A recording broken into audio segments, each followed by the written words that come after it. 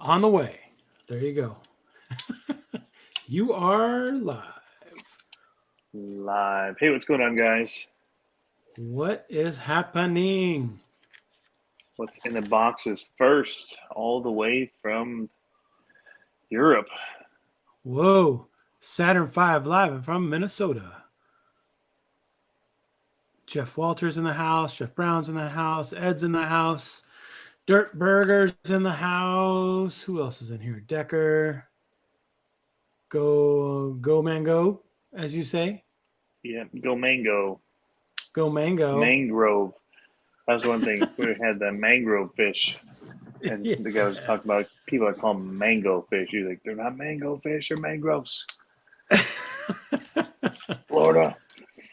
Florida. Yeah. So my ESCs, I'm already running into problems. I'll get to why I have a problem right now in a second. But I generally use double-sided heavy-duty Velcro for my ESC, like the hard plastic Velcro. It like clicks together. Click. Yeah.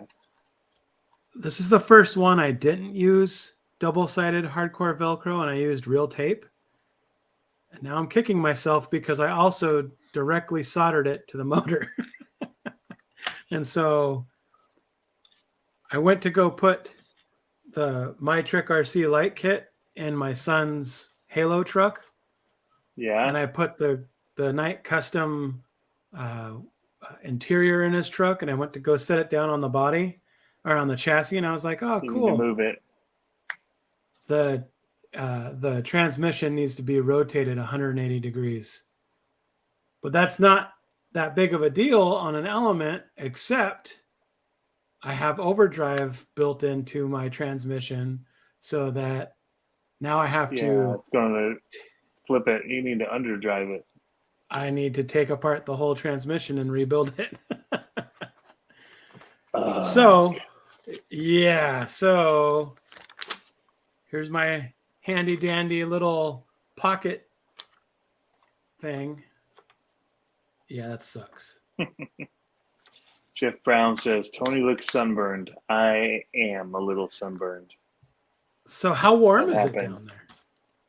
It was like 76, something like that. Today. Nice. It was nice. That is nice. Oh, that's so nice. I was going to go on a hike. It was very nice. It was cold this morning, so we went on a fishing excursion.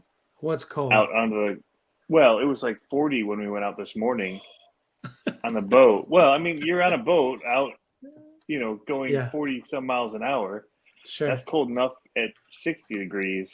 So yeah, it was an interesting day for having to try to choose what to wear. But yeah. Yep. Sunscreen was one of those things I did not choose to wear. Your Alaska Hard Gear shirt, I was actually contemplating writing them today, seeing if they wanted to sponsor a video, because I've worn Duluth stuff for years. I mean, maybe since they came, I don't know. I feel like maybe since they came out, I don't know how old they are, but I've been wearing it for years. Maybe, I don't know. I don't know how long, but for a long time. So yeah. So you want to try the Alaskan Hard Gear stuff? I have it. I have their stuff too. Yeah, no, my hiking coat, it's like a light raincoat that I think this might even be Alaska Hard Gear. I don't know, but it's either that or Duluth. All this stuff fits me just right because it fits my shoulders and my arms where most shirts don't. So it's very nice. Very nice. So what's new, dude? We're here already. We're early for USTE. Yeah. Figured we'd I'd sneak in a vacation for my kids. Nice. So, since I had to make the drive anyway. Yep.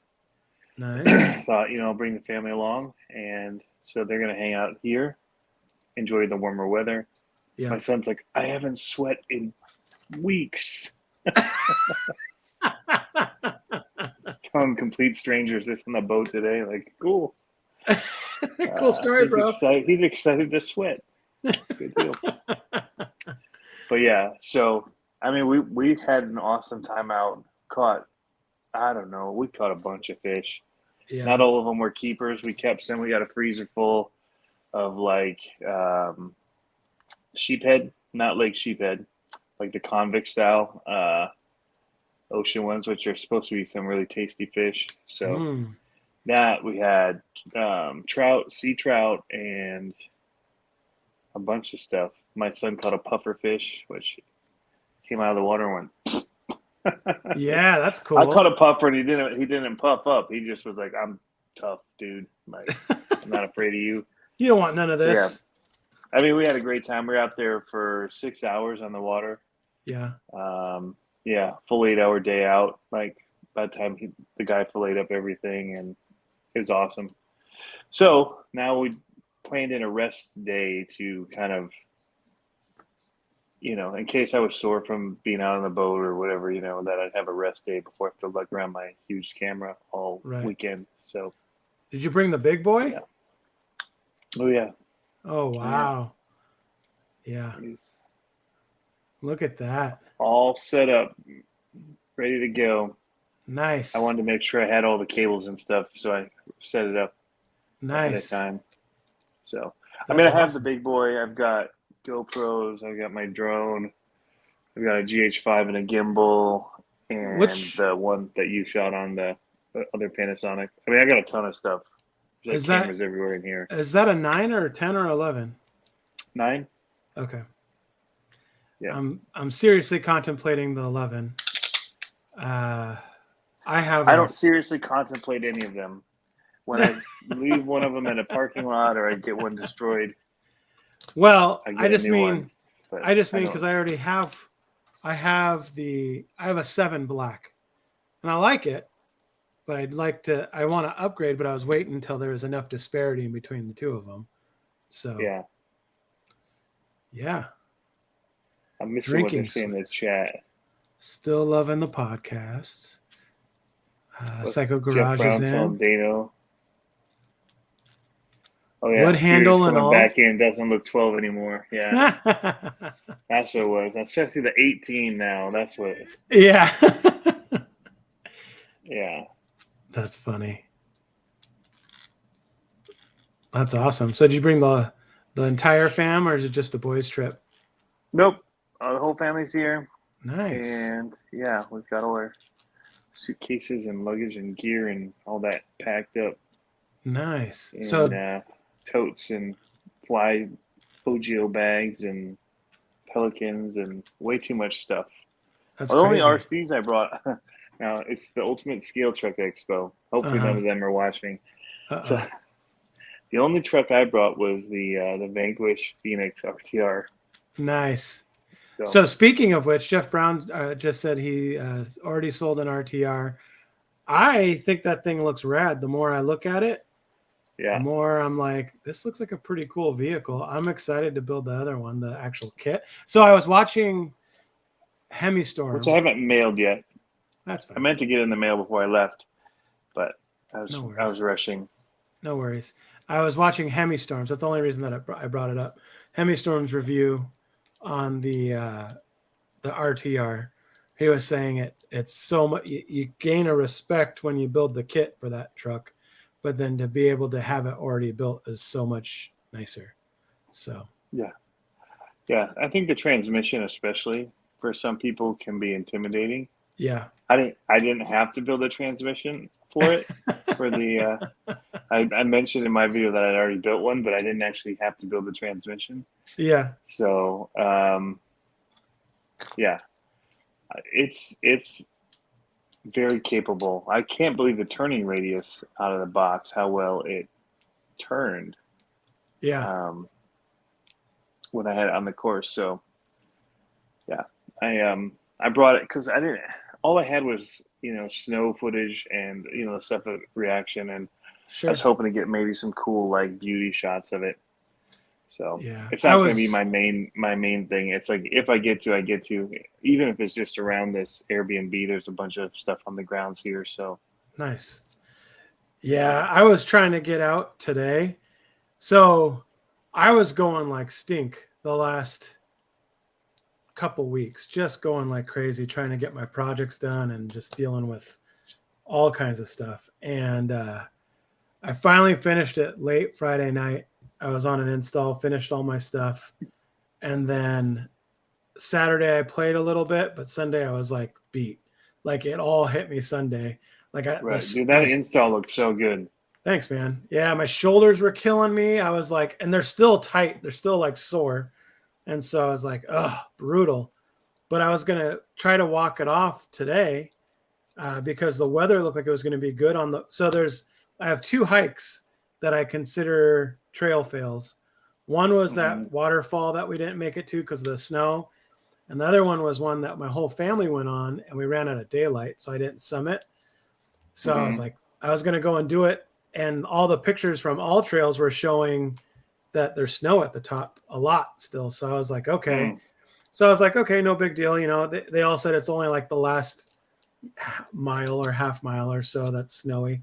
So I was like, no big deal. And then I had a board meeting last night. And as I'm walking out of the board meeting, it's dumping snow. And I was like, and the elevation that I was going to is much higher. So I was like, nope. Even more snow. Yeah. Yeah. So I scratched for today. Hopefully maybe I can get it in on Friday, but the weather's not looking great. And this one is one of those that's like the last mile and a half or so is a kind of a hard scramble where you're actually really climbing. And so I'm like, oh, I don't know. Pablo must be old as hell. Look how white his hair. Yep. Old man time right here. You got your 10-year minus. Yeah. Track 10 years with the flat bill hat, they say. I know, right? Yeah, I'm not wearing that one today. Quickly going back to the Vanquish, I think, and taking it out, I think one of the crazy things is the price that they were able to get it in at. So yes, I mean, for a ready to run with the features that it has, even not all of them fully working yet, that's huge. Amazing. Yeah, like I think the tires are really good. I think, at least. I actually like the wheel. I mean, I haven't seen one in person, but I actually like the wheels too. Like the wheels look nice. Okay. Like they look for being an RTR wheel. At least it's a beadlock. Yeah, the whole thing. It just seems like the value seems there for sure. Like no question to me, the value seems there. But and they didn't skimp. Like, you know, you would have saved a little and made it like for like $450 and took out the bearings. But I know. you see? Yeah, bushings, he says. You saw the channel art. Too bad Harley's not in yet. If he is, I don't know. But Harley, look at the channel art closely. You'll see that the wheels definitely have bearings in them. So, but one of the funny things is they were counting how many ready to runs versus kits they had. And here Vanquish dropped something, and it should have ticked up the number for kits, and it didn't. It ticked up the RTR number, and then Axial dropped a kit of all, a comp kit of all things. Yeah. Like, so what's your 2 cents on that? I still would have sent you the SCX10 for what you're building. I think anyway. Sure. I don't think that chassis would have worked for it. I think it's cool. Yeah. It's I think the best thing about it is for me, the whole thing with building a comp rig is, one, it's not my main thing. And so trying to figure out all the right pieces to buy from like G-Speed or Rock Pirates, or you're trying to like, well, then which one of this? And then you got to buy all these different components as you're trying to do it, or CNC your own, or, there's it's not just like a plug and play, now let's go comp, like, in, a decent class, where this makes it easier, where you can at least get it started with everything they have in a box. Right. And it gives you kind of a low slung. I thought it was interesting that it was on straight axles, because a lot of the comp rigs I see people running up here will do portals because of the big rocks that they tend to run on. Yeah.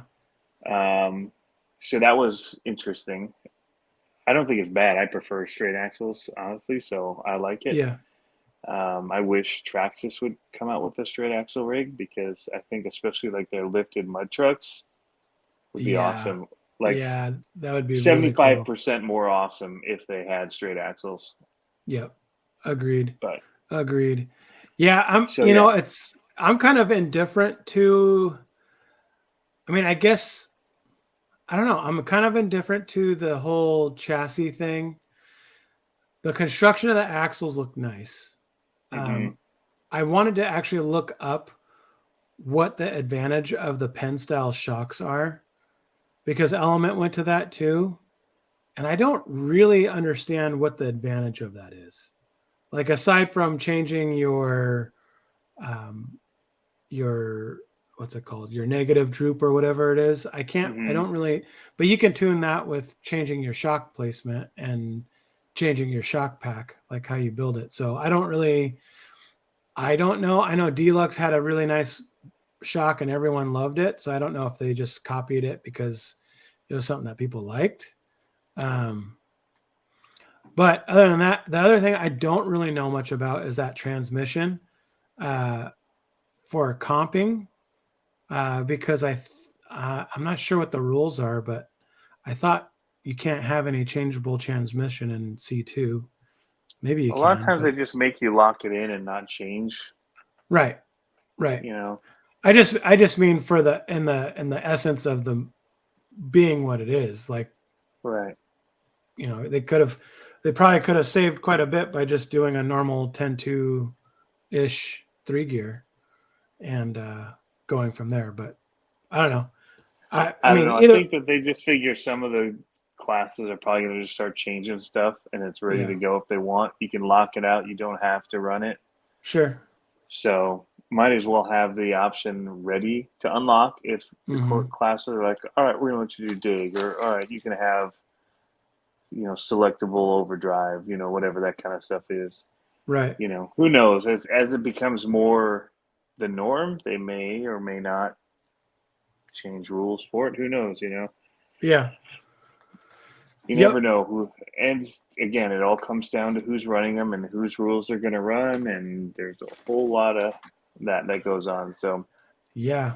No, for sure. I can't knock it at all. It's and for me, it's interesting because, like, I'm a builder, right? So for me, it's like, I don't know if I want a pre-curated kit, but it's nice.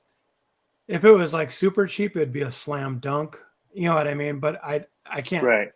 I actually didn't see the price point on it, so that's one thing I don't know. I thought I'm not sure, but I thought it was like $4 something. Okay. And for some people in here would know. What's going on, Texoma RC? Cody Vanberg said he's ordering one for sure. So does he know the kit price, maybe? Yeah, I thought I heard it was in the 4s. And I could be wrong, but I mean, in the 4s for a kit with no wheels, no body, $430, David Ferris says. That seems a little steep for a kit to me. Like, that doesn't come with wheels, tires, or a body. So it basically comes almost set up like they're ready to run with some of the features in the transmission. But no electronics. But no electronics or wheels or tires or body. Yeah. Or body. And you have to build it. And you have to build it.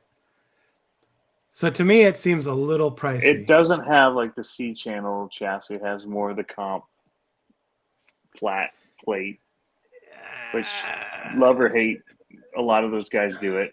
Yeah. No. I mean, to my point, as I think that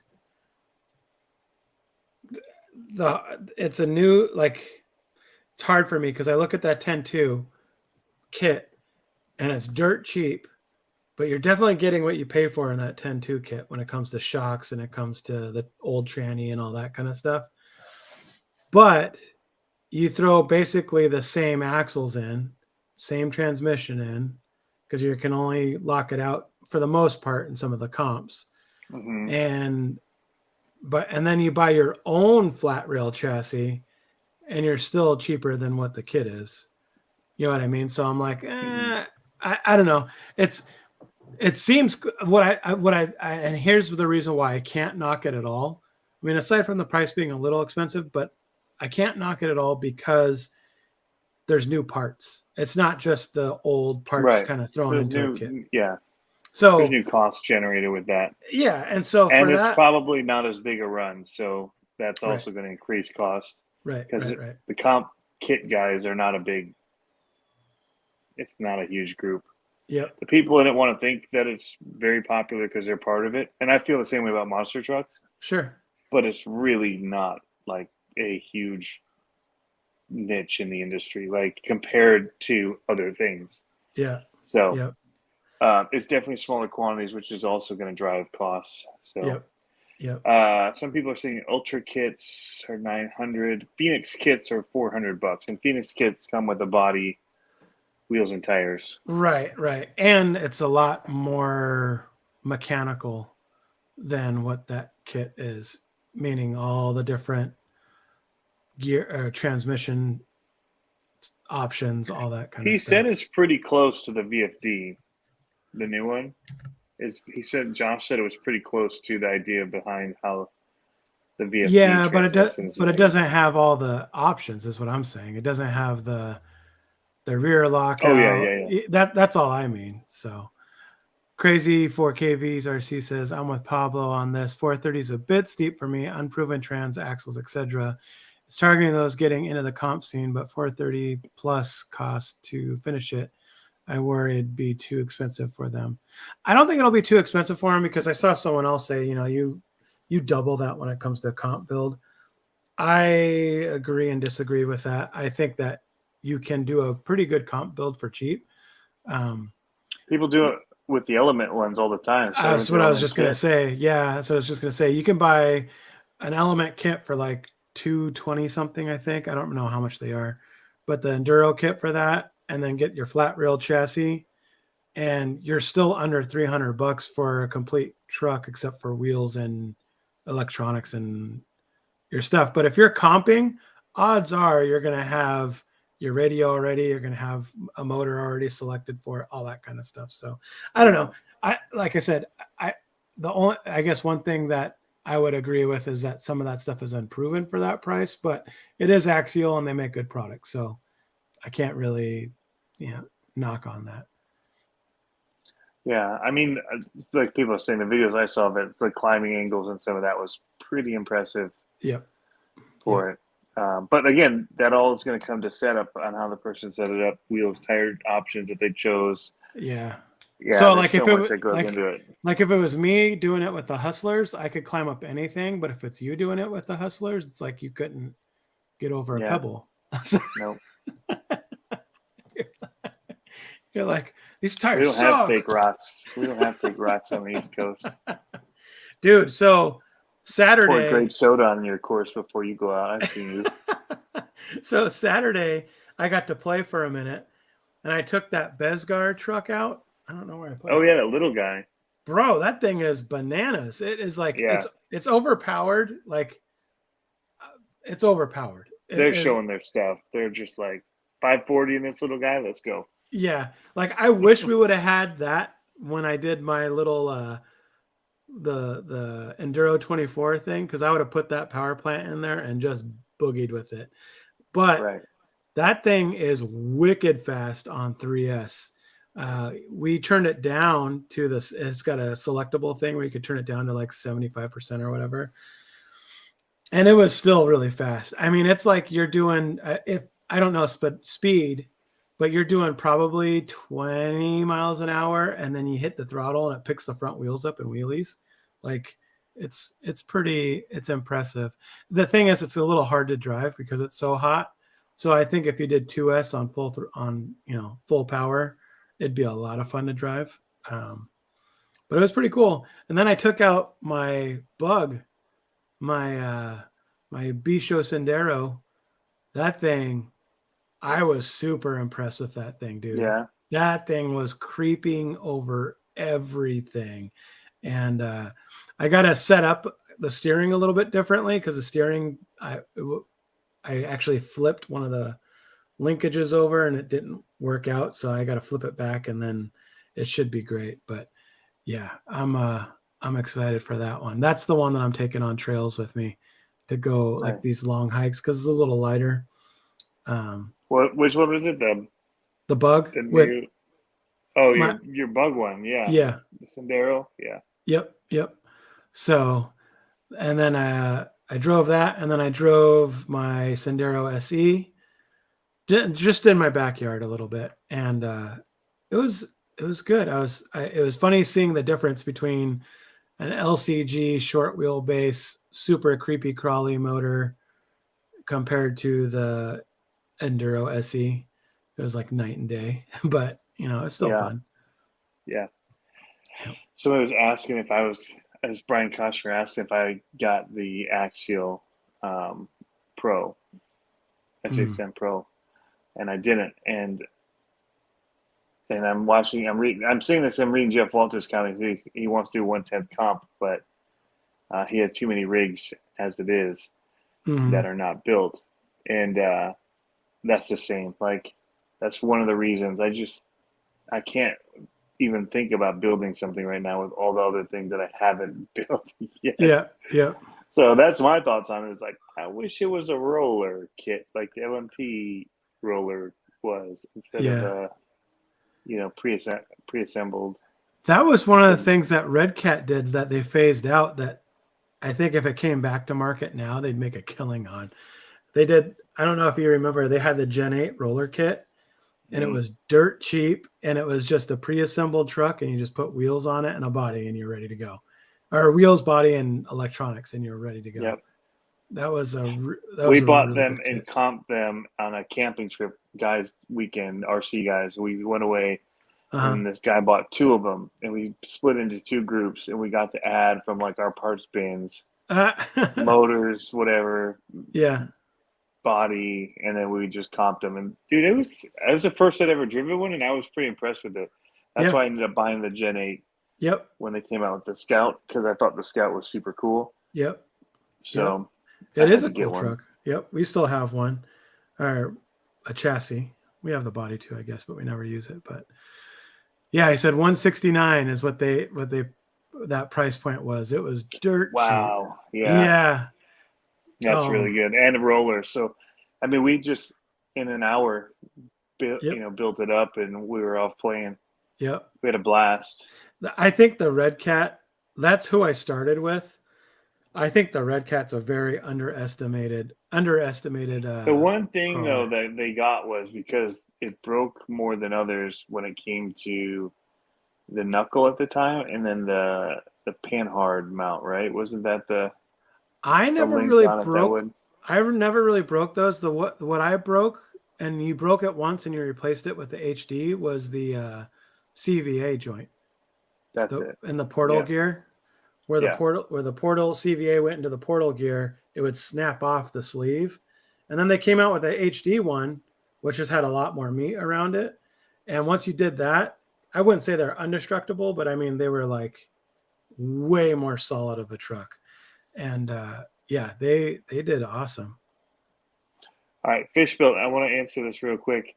I got to take an RC out this past week and also burn up two SCX24 motors. They shouldn't burn up. If they're burning up, you probably have your wheel nuts tightened all the way down. On SCX24s, it's dumb. It shouldn't be this way. It should have been fixed and addressed after the first batch of them went out. But for some reason, if you tighten down the wheel nuts all the way to where you normally would tighten a wheel nut just to make sure it doesn't come off of a car, it locks up the axles and creates a whole bunch of extra wear for your motor. It gets so hot, you'll burn it up in 15 to 20 minutes if you do that. Like literally, it'll just kill motors left and right. Yeah. So you cannot tighten down. It'll burn up my motors. It'll burn up the baby glass. It'll burn up any motors if you do that. You have to just a little bit tight and then back off. There needs to be almost a little wiggle in that wheel just to make sure that the wheel nuts aren't, or the hexes are not pushing onto the bearings and the axles and just binding it up. Mm-hmm. So you gotta watch that. All of mine are loose. If you pick up the tire, they're just loose. I basically take it, now this is stock wheels, to where the threading is just at the same level as the edge of the wheel nut, because it'll totally destroy motors. Did it one time, realized what it was like, and I could feel like how slow it was too. That was the difference. So I just started backing them off because I realized how much faster it went. And then I realized that's why I'm burning up motors. I hadn't seen any videos on it. Right. But yeah, it'll cause you some issues and cost you. Luckily, the motors are cheap, but it's not fun to just have to keep switching them out. Well, that's what sucked when they first came out, is that it was during that whole, it was hard to find parts for them. Remember when and then you'd buy a motor and then you'd be like, you couldn't find motors. Like that was the problem with us here. We couldn't find a motor. Like I remember we burned one out and we couldn't find a motor, but we could find the barrage motor. So we had to switch them over to the barrage motors when we had them. And then finally all that stock stuff caught up with it. So yeah, it's one of those things I keep saying to people: don't tighten the wheel nuts all the way. Every video I feel like I mention it. Yeah, when talking about it. There's a brand. I don't remember what the brand is, but they have the CVD joints for the front, and they have a longer thread on the end of the hub, so you can actually get your whole. That's the problem. The nylock nut doesn't get all the way past the thread, so if you back it out, it'll back off eventually. So these ones have a little bit longer of a thread, so you can get your nylock all the way on, but still back it off, so it has that little bit of play. I wish I knew what brand it was. Ross RC Crawler showed me them. What's going on, Kevin Gibbs? Jack is in the house. What's going on, Jack? He's here for banter, but clicked on the wrong channel. Nice. Electric RC. Hello. I'm looking forward to Josh and Matt's Porsche Dakar build. Very cool. So one thing I wanted to touch on, you messaged me, said we had some more donations for the. Yes, I have it pulled up here actually. Nice. Yep. And we're so about $575 in on that already. That is awesome, guys. I had somebody cancel on Friday that I was going to be live with before I left. And so I messaged Jerk, and so he just came on with me like last minute. We just did it live because I was up anyway and done packing. And we got donations for that too. So that day we got another 60. So on the 11th. So we got Blue Crush, Unknown RC, and Troy Posey. Nice. And then after we did the live stream on the 7th, we got Travis Paul had done a PayPal donation of $100, and then also DSM Off Road. Sweet. Dropped in, yeah. Rob, thanks, guys. From there, did it for $100. So just to catch up, people that might not know, we're planning on building an SCX6 beam truck with a caged rear, kind of like a pre-runner truck. And we're going to hand it off to Operation 11 Charlie so that they can do what they want to do with it and raise money for their outfit. And we'll be. He's kicking around ideas already. I talked to him today. He thinks it's awesome. Cool. Yeah. So I'll be documenting that whole build process, like from design to actual welding, finishing, all that kind of stuff. So it should be pretty dope. Defined beam truck. So twin beam front suspension.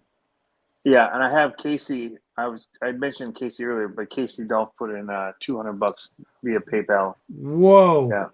Yeah. Sweet, dude. Yeah. Thanks, man. That's awesome. Yeah, so we're David getting Ferris says close. define beam truck. That's He's yeah. asking. Yeah. Twin beam axle. So the front end will be 2-wheel drive. It's got twin beams on it, which basically have different heim joints on it. So it allows the suspension to really droop. So you get to see, like, you see on a lot of like desert trucks where they jump and then the front end just goes whoop and it like just totally hangs down. It's a pretty cool thing. I'm interested to see how it's going to work on something that heavy. But yeah, it should be pretty rad. Dude, I am just now feeling my palm. I had a little bit of an accident at work. You can't really see it, but this whole area was bruised. I can So, see on the inside of your finger, it looked like. oh, dude, it's like, oh, it hurts so bad. So I have these C clamps that are, they're like vice grip clamps. And I was on a ladder reaching through and I clamped it. And my wife was there at the shop late with me working, finishing the project. I clamped it, but it clamped onto the pad of my finger and just bit it, like just completely bit down on it. And I couldn't get out of it. Like I was like, oh my God, I'm stuck. And so I had to like balance and reach around and try to, because my wife couldn't undo the clamp because it was on so tight. So I had to reach around and try to pop it out.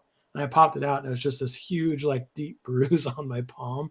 And it's like just now starting to hurt. And it's like, oh, underneath the callus there. Brutal. Ugh. Brutal. I just noticed it because I touched it and I was like, ooh. So, ooh, there's that. So, but yes, thank you. Say hi to Braxton. I'm seeing him, but yeah, keep going. I was going to say thank you to all that are contributing to that. So if you don't know, you can go to Tony's website, ccxrc.com, contribute through PayPal. Also you can contribute through super chats here if you want. And all that dough is going to go towards that build.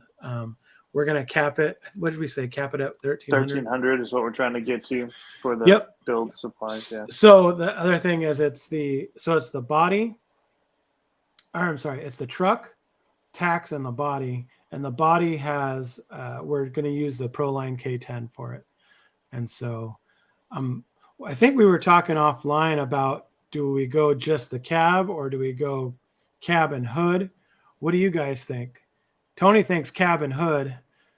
I don't know if he was showing somewhere it was just, you see the metal like cage all up in the front. The cage design, the whole front end of it. Yep. So it looked cool, but yeah, it's a lot of money to spend for a body you're not going to use. Yeah, I know. Yep, I know. And if I had a bigger 3D printer, I'd print the body. You know what I mean? Just I mean, it looks cool for the RC car, but most of the trucks I see running have full clips on the front end. So yep. It is cool to see the behind the scenes, but it'd be nice to have it so that it could be covered, and it just looks so good because you focus on the suspension drop out of it. Hadfield says cab and hood. I'd say cab and hood, but do a pole. I don't know how to do poles. I think we're probably going to stick around the cab and the hood. I mean, I don't know if I'd say it's less work for me, because I'm going to build an interior cage for it. So it's like I'm going to be deep in. They're doing the work anyway. Yeah, I'm going to be. It'd be cool if somehow it came off. The problem with that, if you could almost do like the Lego clips that clip onto the middle. Yeah, well, a couple of my builds have screws that hold the bodies on, like, and so not like the low C stuff, but a little bit different. And so I was thinking about doing something like that. The problem is that when you cut the front clip off and you bolt it on, they never line up with the, you know what I mean? They look funny. Yeah. Yeah. So I'm like, I'd rather keep it all or take it off. So, but if you take it off, then you got to build like a firewall and a whole bunch of other stuff. Yeah. Well, I got to build a firewall anyway because I'm planning on doing an interior. Yeah. Black Market asked which body. I'm planning on the K10 body. So should be a cool old school look. It would be really cool. I thought about printing the wide fenders for it because I can print like the pre-runner fender excuse me, pre-runner fenders for it. Yeah, UDR cage underneath the body for sure. Yeah. Yep. So with beams, yeah, it's going to be a total crazy build, black market. SCX6, big, heavy. Big, heavy. I want to see that thing before it goes out and before I put the body on. I'm sending it. Like I'm gonna, because I want to make sure it's not going to break. Like I'm gonna. Oh, you got to see the front end drop too. Yeah. Well, speaking of, video. Here's another thing. Spec RC has agreed to make a set of custom wheels for the SCX6. Wow. Yeah. So those are going to be on this build too. So it's going to be, I haven't reached out to some of the other people yet, but yeah, those are some impressive wheels to throw on an SCX6. So I am very excited about that. Should look pretty cool. I think we're probably just going to keep the stock tires on it. It'd be cool to go more, but it's like, I don't know how much money we want to throw at it. You know what I mean? Like maybe if it's built and it looks funny with the tires, we can do a poll and raise the rest for the tires. I don't know. I don't even know how much tires cost for a truck like that. So I know that they make landmines for it. Yep. Well, they make the tusks for it too. Yeah. They make the tusk, and I thought they made a BFG for it. So it says get the body, make a mold, and have Tony vacuum some fenders. There you go. You'd have to get your vacuum former up and running again. That'd be pretty sweet though. The little one still works. Yeah. I think you can do fenders. That'd be pretty rad. I could 3D print some fenders and have you vacuum form them and then bolt them on. That would be sick. I think the 3D print would almost be stronger though than the PET G. Yeah. Jeff Brown says 45 a pair for Hyrex. 45. So it's about $90. Yeah, it's not too bad. But yeah, I'm excited for that one. See who. Huh? We'll see what we can do for tires. I think we can have some options depending on what people want. Yep. What else is Travis Paul? I can't. Oh, sorry. Travis Paul says I haven't played with the big form yet. I have it plugged in. I can heat it all up. I can't for some reason get it to drop the pulleys to drop the area for the form. Yeah. So that's where I'm at right now, and I haven't had time to mess with it. It's all I had it all wired up, had it all. We've tested the vacuum, everything, but I can't get it to drop the. I can't get the pulleys for it. I don't know if there's something I got some button combo I need to do. Yeah. There's automatic, not automatic, different things, but I can't even just in other modes do the up down and have it and drop it for me to mess with it. So you're saying you can't drop it like it's hot, Tony? Can't drop it like it's hot. It's hot. So I can't drop it like it's hot. So that's the only bummer with that so far, because I need to get it. If I could get that running, that would open up a whole lot of cool opportunities.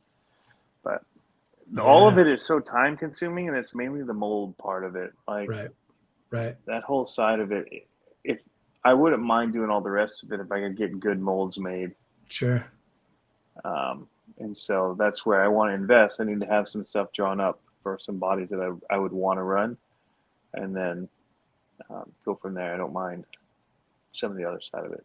Speaking of drawing stuff up, my daughter and I watched a YouTube channel called Nerd Forge. I don't know if anyone in here. Oh, so good. Yeah, I don't know if you saw her last one about her prosthetic finger that she made.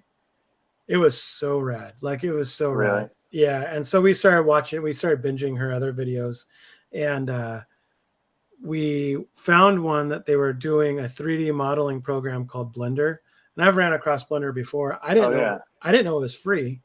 And so I looked it up, and so me and my daughter are probably going to learn that 3D program together.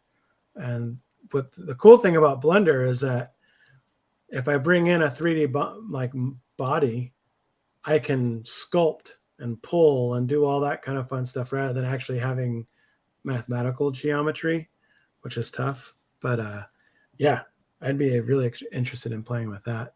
So you could just do it to what you think looks good. Mm-hmm. If it's already starts with the right shape, right? Overall, you can mess with it. That's cool. Yeah. So I just downloaded it today. So I'm gonna see if I can import a 3D body and see if I can fatten out the fenders. I started printing the body for my Whoopacabra on Saturday, I think it was Saturday morning, and I clicked it, left it, looked at my thing the next morning, and it was moving, but no filament had come out after like a half inch of print. And I was like, I thought my hot end went out, and I went there, and for some reason the filament broke where it goes into the extruder, and that was the only Sounds like problem.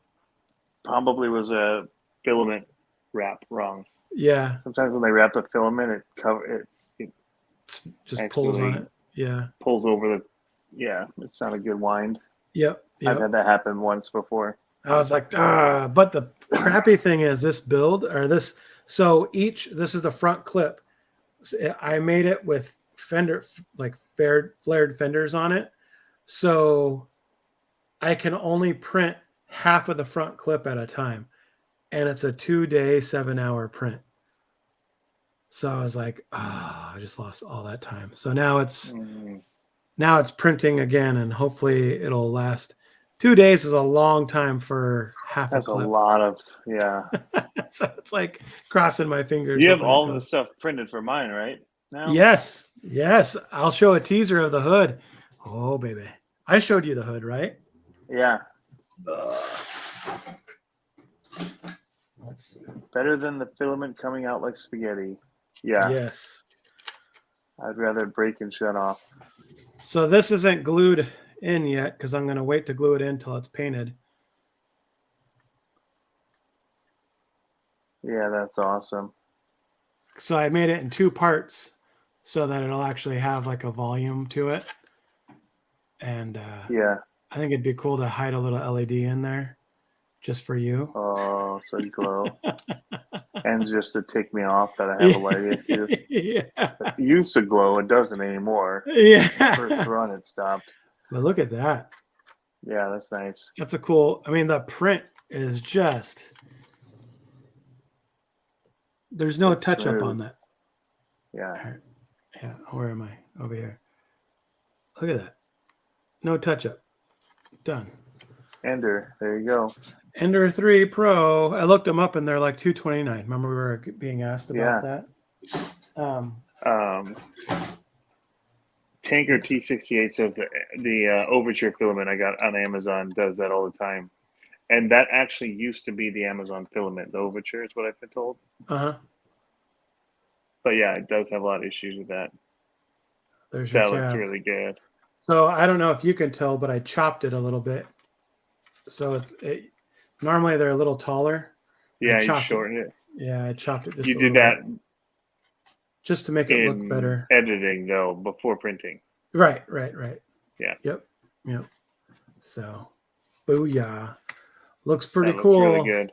Yeah. So it's I was gonna try to maybe glue it together tonight. We'll see. And that's what, 7 days of printing for that one? At least. Yeah. Okay. At least. I think we were closer to 7 or 9. I don't remember. Sheesh. So yeah, it's a long day. But that one, what you just saw, the cab there, that's actually 2 pieces. Right. So yeah. And then the hood and all that stuff. Yep. I'm only using Hatchbox now. That's what I use, Tanker T68. Haven't ever had issues with Hatchbox. In fact, I had Overture here from another 3D printer I got because I was told to use it. That's what somebody used all the time. And so I got it with the last printer I bought and had nothing but bad luck, especially the white stuff. The white was awful. Yeah. So I I had some of the black left over, and when I ran out of Hatchbox when I was making all those send mounts, because when I first showed the video and that, and all those Jegs trucks came out, I mean, I had like pre-order of 100 of them I had to get through. That's And I told crazy. people like I was going to try and get through, you know, all of them by January 2nd. Well, because of Christmas, New Year, I couldn't get my Hatchbox back in stock for like, I don't remember how many days, 5 days. So I'm like, well, I'll just keep using this Overture. Like, what could go wrong, right? Yeah. One out of every, I'd print 6 at a time. One out of every one had air bubbles on the first layer. Like, Oh, just really? it looked deformed. So Yeah. I couldn't use those. So, and then they were breaking. So there's probably air bubbles that I couldn't see that were happening inside of them, Mm, either from it pulling and doing that thing and not getting the right amount of filament through because it was not feeding it fast enough because it was binding in the spool, or I don't use it anymore. so I just threw the rest away. so I use a couple different things to make mine smoother. I use a different filament. The filament I use is called VO3D, and apparently it's supposed to have it's a stronger PLA. And Yeah. I say apparently because I've used it for a year and a half solid now, and I haven't had any problems with it. Like zero problems with it breaking, zero problems with, I mean, that it should have broke, you know what I mean? Like zero problems with breaking. It prints super smooth. But the other thing that I do is I use a Capricorn tube. It's the tube that goes from your extruder to the hot end, and that made a huge difference. And Yeah. I have a better extruder too, but oh yeah, it makes a huge difference. And that I mean that stuff I mean everything I print just prints super nice with that stuff. I mean I use this weekend. The Nice for your the gates. yeah, I need to try that. I have that filament still, and I need to try it in my Prusa. I yeah. haven't tried it in the Prusa yet. Well, So I I've think had to it's just run black was the thing. Like everything yeah, that I've done has been ordered for black. So yep. I think it's one of those things where it's just like anything else. Once you get it dialed for your machine, it's just going to print awesome. You know, whatever printer you do, it's going to, once you get it dialed, it's going to be dialed. So like I've been using this for a year and a half and it's dialed and I set it and forget it. Like yeah, that break was the first time I've had a print fail in probably 8 months. And the only time I had a print fail aside from that was adhesion at the bottom. yeah. Like it just Oh, where for it came some, off and then yeah, yep, yeah, yep. yeah. But yeah, Hatchbox has been. It's a good, It feels very good. It feels very similar to what you sent me as yeah, far as the quality when I actually get the prints out. yep, Um, so it's what worked for me way back in the day, and so it's been the name that I've always just kind of gravitated to. yep. Um, It's a really good stuff. but it's not cheaper than No, like you can get Overture for half the price of yep, Hatchbox, yep, and so you get tempted by that, but yep. you get what you pay for is what it really boils down to. Radioactive scale RC is saying Solutech. So I've used Solutech before and I liked it. Certain colors really behave differently for what I used out of Solutech. What I did like about Solutech, they have a translucent. It's cheap. It's like $20, $25 or something like that for a big spool. And it's translucent. That's what I did the front of the Frankenwagon with. So it's like you can put a light to it and it'll glow, but it's not transparent. It's pretty cool. Very cool. That's what I'm printing at as well. Radio also spools. Always spool issues for me. Honestly, saying Overture and gray, and they turn on. I find that gray works better in general. Yep. The something about black is tougher, and I think that's where. So the Takes Overtures higher I had, heat. Overture gray was good. Overture white was terrible, like Yeah. very terrible, like very. gelatinous, almost weird Mm-hmm. way it blended. And then the black just had those weird anomalies where I would get the gaps on the bottom, or but the spooling is one of the really big issues. It's all over it's over the top of itself a bunch of times in each Yeah. roll, and Yeah. so that's the main thing. Where the hatchbacks are like straight In a across, line. Yeah. like Yeah. perfectly, like tight. Yep. Yeah, Yep. And that's so, to the defense of the VO3D stuff, that was a brand new spool, so I didn't even check to see if it was overlap. Like when I unhooked it, I didn't yeah. even check to see if it was overlapped. So I guess that could have been an And that issue. might not have even been it. It could have been anything, honestly. Yeah. The But one thing that that's what I noticed when that would happen with mine. With the other one was yeah. you'd look and you literally see it in the box still, Yeah. where it couldn't unwind and it Yep. just snapped. One thing that's a big difference too that I've noticed is the colors really make a difference for temperature. So Yep. like if you are printing in black, I bump my temperature just a little bit. I stay in the silver stuff a lot. I like it. The white overcooks and my layers aren't too great That's what with it the is. white. Yeah. Yeah. And so what happens is my layer, I get like if I printed this vertically, I'd get little striations in my layers because it overcooks and squishes out too much. But like this stuff at this temperature, I think I'm printing 210, 205. I don't remember, but it's perfect temp, perfect temp. So yes, sir. Welcome to 3D printer talk. So what's on the docket first for you at USTE? Um, they have a dinner, Yeah. You're like, I'm looking forward to dinner. so there's a dinner. Now, Thursday is when the vendors and everybody come in and set up. Uh-huh. So Did you I'll be bring your going in jacket? for what? Your trench coat? Oh yeah, no, I'm not a vendor, but I will be filming them setting up. Yeah. So I will be clamping this probably to a light stand and attaching this battery to it Oh, time lapse. and doing a time lapse of people setting up their tents. Nice. So, Nice. and hopefully, And I don't know if use this 10 is the seconds of it. stiffest. Well, yeah, so I'm gonna set it to like one picture every minute or something, like because Uh-huh. every hour is gonna be a second then. Right, right. And if they're setting up for 8 hours, like you can't leave that up forever. So what do you? Mm-mm. I'll probably do 30 seconds, and then if I have to speed it up, I will. Yeah. So I did 10-second ones in here doing tests and stuff, and that would be minutes of time lapse. I don't need minutes of setup, Right, right.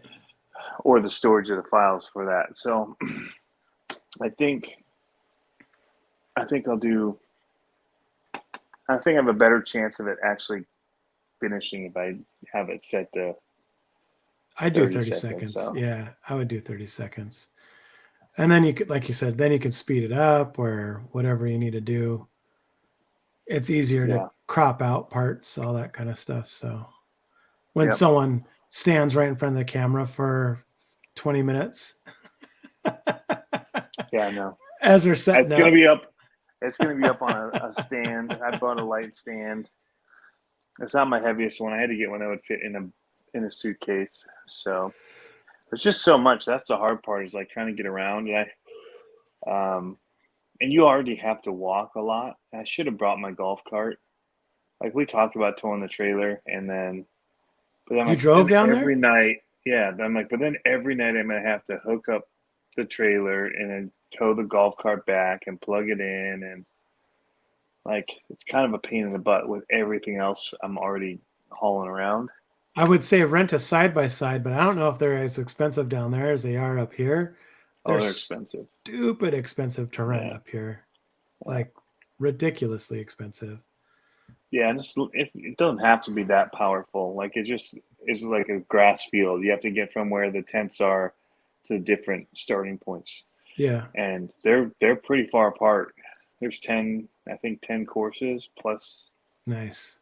at least 10 courses, and some of them I never made it to. The last year we were here, they were further than we ever made it to get to them. And then when you're on the trails, they're long trails. It's not Really? about like rock crawl and get through it. It's like, they're decent length trails. Really? That's cool. Yeah, I didn't know that. they're miles. Like, yeah. How many people show up to an event like this, do you think? I'm gonna guess thousands. Really? Yeah, I'm gonna guess that there's at least 1,000 people. If So not like more. on those long trails, is there a lot of I don't congestion? know how many drive trucks, but yeah. Okay. Well, so here's the thing. Not everybody's out there doing trails, right? Mm-hmm. And they've got a huge vendor area now. I can't even remember the square footage of it now that they're doing, because there's so many vendors this year. So they do a big perimeter, like a square. And so everybody parks around that, whatever. You go inside of that, and that's where they do, check in. Then like Big Squid's there. Probably RC Car Action will be there. I heard there's some big names. I don't remember who I thought I heard. There was a T name that I thought was going to be there, and they don't do very many events. Taco Chop? Taco Chop, maybe is what it was. But yeah, there's some big names. There's also like RC hobby shops selling stuff. Yeah. So people that want to buy. But there's a semi-truck thing in the middle, like this whole course that they build, and they do this whole semi-truck demonstration. And like they park them all on semi-truck. Yeah, yeah. Yep, there's a drift track that they set up. That's cool. There's a vintage buggy sand track that they do. Nice. And they do monster trucks on it as well. There's a 24 scalar mini course as well. Mm-hmm. So there's all this other stuff. Plus there's tents that they have set up where they do like instructional things, like how to weather paint or how to do different things that are like dollhouse, Yeah. So you can go and you can learn things. So you're not always just out on the trail. There's just like so much stuff going on. Element RC was there. Who else was there? So John Schultz, I met John Schultz here 3 years ago. I don't remember how long ago it was. And then Team K&K is there usually. Dixieland RC, Operation 11 Charlie, Reefs comes down. I think FMS is going to be there. Furatech, I think, is going to actually be there this year too. Nice. Like there's just so many people that are going to be there. So that's cool. Jem's Hobbies asked if Element's doing something down there. I haven't heard anything about Element doing something down there. Generally, their releases come from Dead Man's Crawl in California, which they put on, or one of the guys. Yeah. So I haven't heard, but I haven't had my ear to the ground very much either when it comes to what's happening in the Element RC world. Haven't been on Instagram a whole lot. I put some on there on Saturday, or on Sunday, but I've been tied up doing other things. So, yeah. Jem's Hobby said they said something about it on 011 RC. Oh, maybe. When was that? Was that last night? I didn't get to watch it. We got in, so we made like a trip of this down. We stopped in because I don't drive super well anymore. Like I get like, if I just sleep for a second, like when I drive, when I'm tired or long, Yeah. And half the time it's like the only time where my body feels like it can sleep, because otherwise I'm just working or doing stuff like. Right. And then when I'm driving, it's like, hey, I could sleep right now. And so unless I really get a lot of rest before a trip, I can't go for very long without falling asleep. So there's a good moment in there for somebody. It's like Harley's. Did you catch that Harley said today in his scale news? He added an inch just for the fun of it or whatever when he was talking about a measurement of something. And I was like, that one's going to be a meme. Yeah. That's funny. So we we went to Indianapolis, and then from there, that was 4 hours, 5 hours. And then we went to my brother's house in Atlanta. Hadn't been there yet. And so his new house, and that was awesome. He has a peacock, a pet peacock. Why not? That was. Why not us? Why not have a pet peacock? Does your other brother have like a tiger or something? Funny enough, it came with the house. Like when they bought the house, of course it did. Of course it did. The old owners were like, "F this peacock noise." Like, oh my! It sounds goodness. like Affleck. They are so annoying. My parents' neighbors had one years ago, and I was just like, like it's so annoying.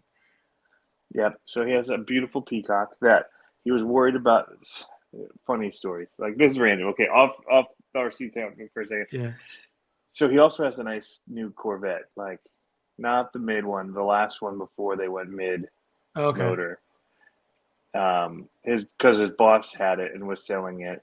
It wasn't his boss. He worked somewhere else, but he worked doing freelance stuff for this guy.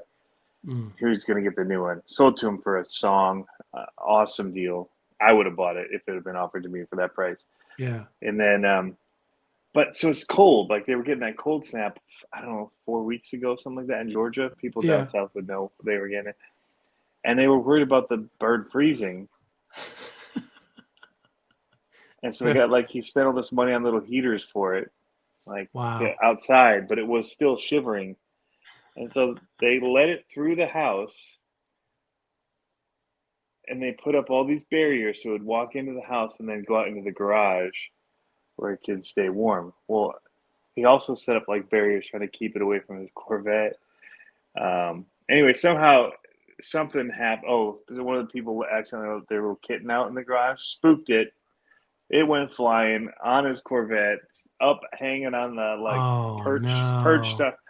perched up on the garage door thing above the.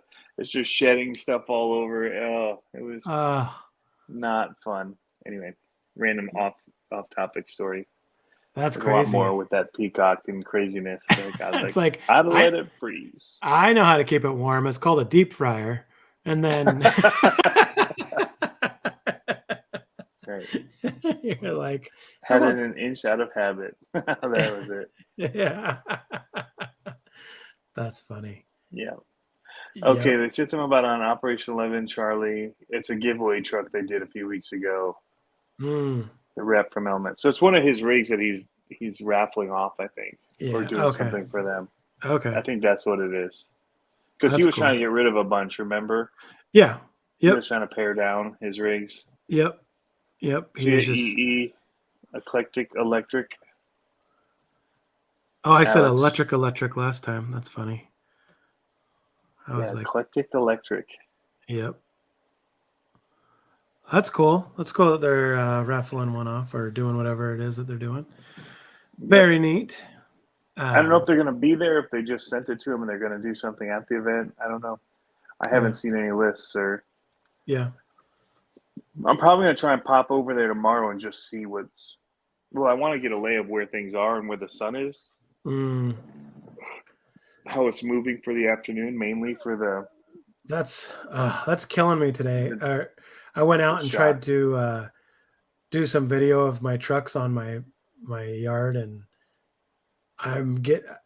this time of year is the worst time of year for light right now. It's like in my yard, it just skips over. Kind of like it doesn't really, it's all flat gray light because of our trees and stuff. And I'm like, ugh. In the summertime, it lights up like a lot. See, I personally love that kind of light.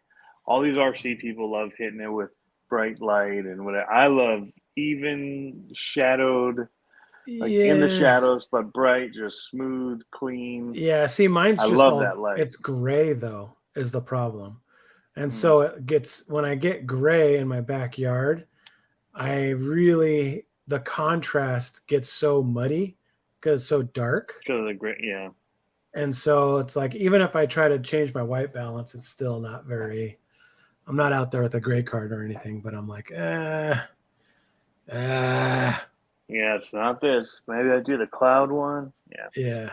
Yeah. No, it's mainly because of like interviews and stuff, people's eyes and stuff. You don't get the shadows. Anytime you've got overcast, it's like Yeah. Yeah. Even light, which is not. Yeah. even. Yep.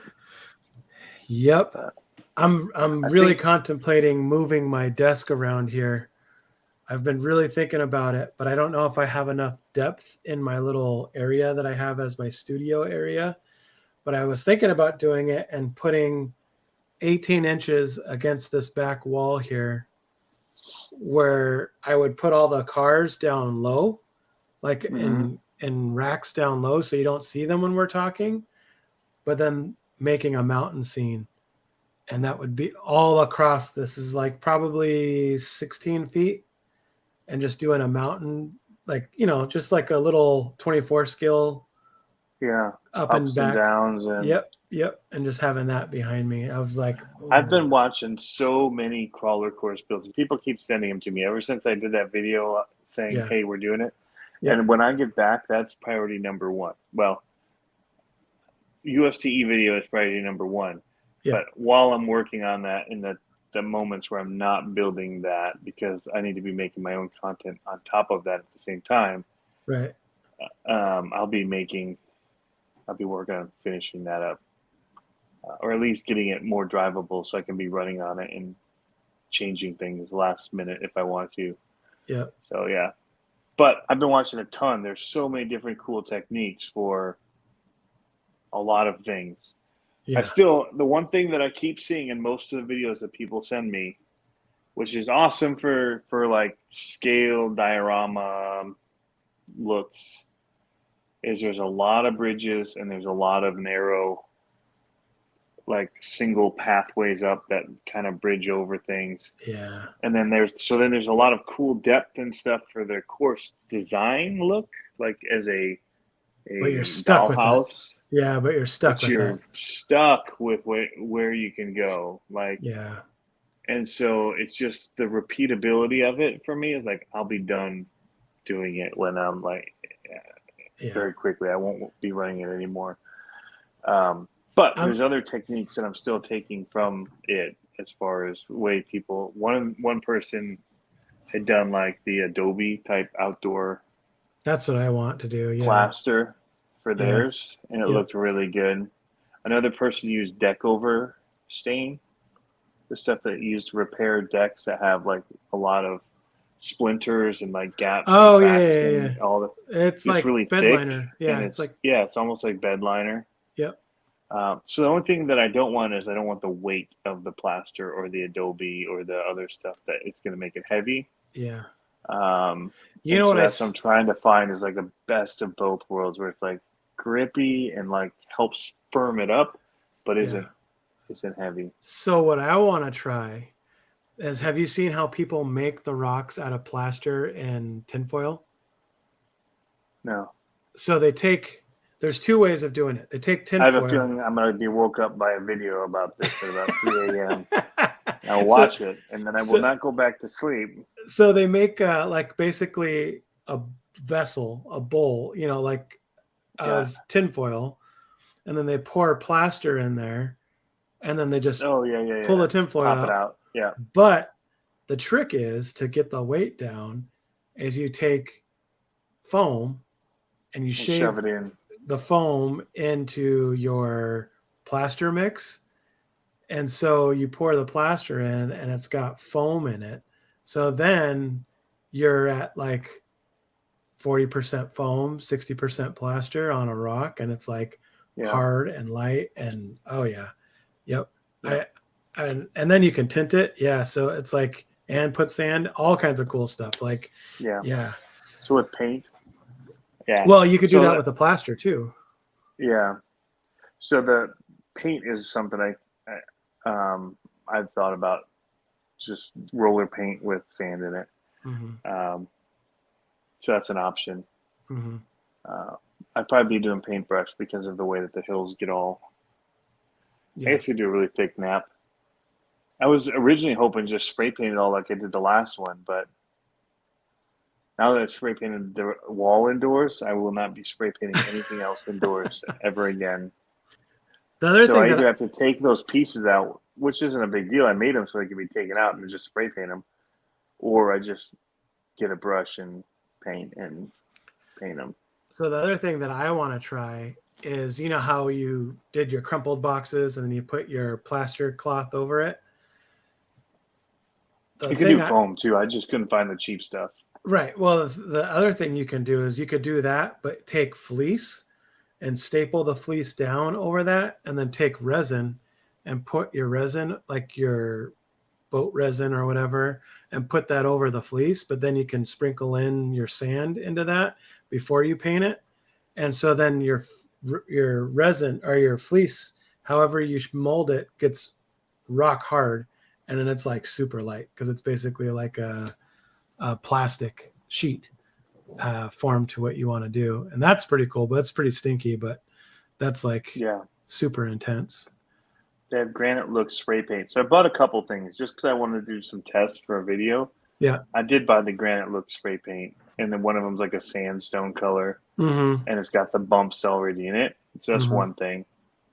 And I don't actually want the whole course to be bumpy, Mm-hmm. like because I like that some of it's slick. Like you don't want it to all be high traction, Right.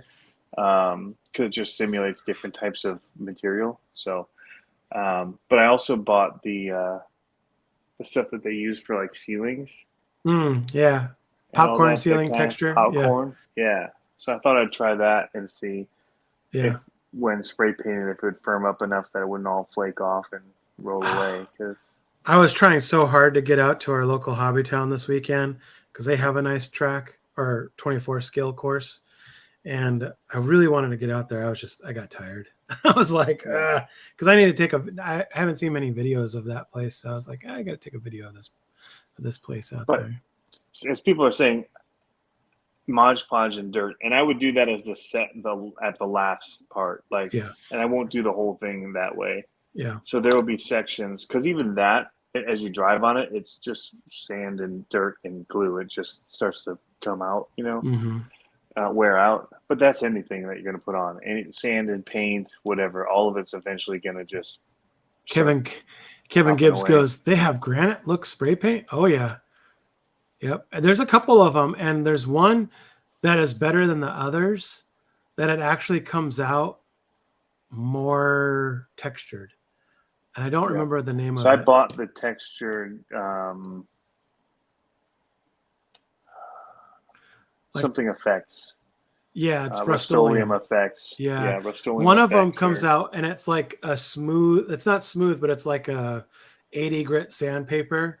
And then one of them you spray it and it's like there's chunks in it. Like it comes out and it's actually like more inconsistent. Yeah. In a good way. Model train ballast is the expensive way to do it. It works. That's Brian Koshner. No, what is model train ballast? I believe it's the like the rock type texture or dirt stuff that they do. Yeah. It's their like small rocks in a jar. It's like $15 for a little container that's like just crush up this size of rocks. Yeah. Just crush up some cereal. Some Cheerios. Let it sit out and no, I mean it's actually like rock material. It's nice. Yeah. And I will probably do that on my aquarium gravel on the mountain hill. That's a good idea. Aquarium gravel could work. I didn't even think about that. Yeah, if you can find if you do it before you paint. But again, the whole thing is getting that stuff to stay in place. Dude, you know what'd be sick? If you took the opalescent, like clearish gravel and put some LEDs underneath it and then resined it all down, and it just, you're like driving over this like colorful fairyland. Yeah. That would be rad. That would be super cool. Yeah. You look like you're about to pass out. That's a good one. Who? You look like you're about. Who else am I talking to? I'm reading the comments. I said you look like you're about to pass out, and you're like, who? Me? I thought you were reading a comment. Hey, I'm trying to read it. I didn't bring my glasses in. Um, grout is something I looked into as well, Brian. Yeah. That was one of the first Yep. things, but that gets really heavy. So that's what I'm Too. planning on using outside.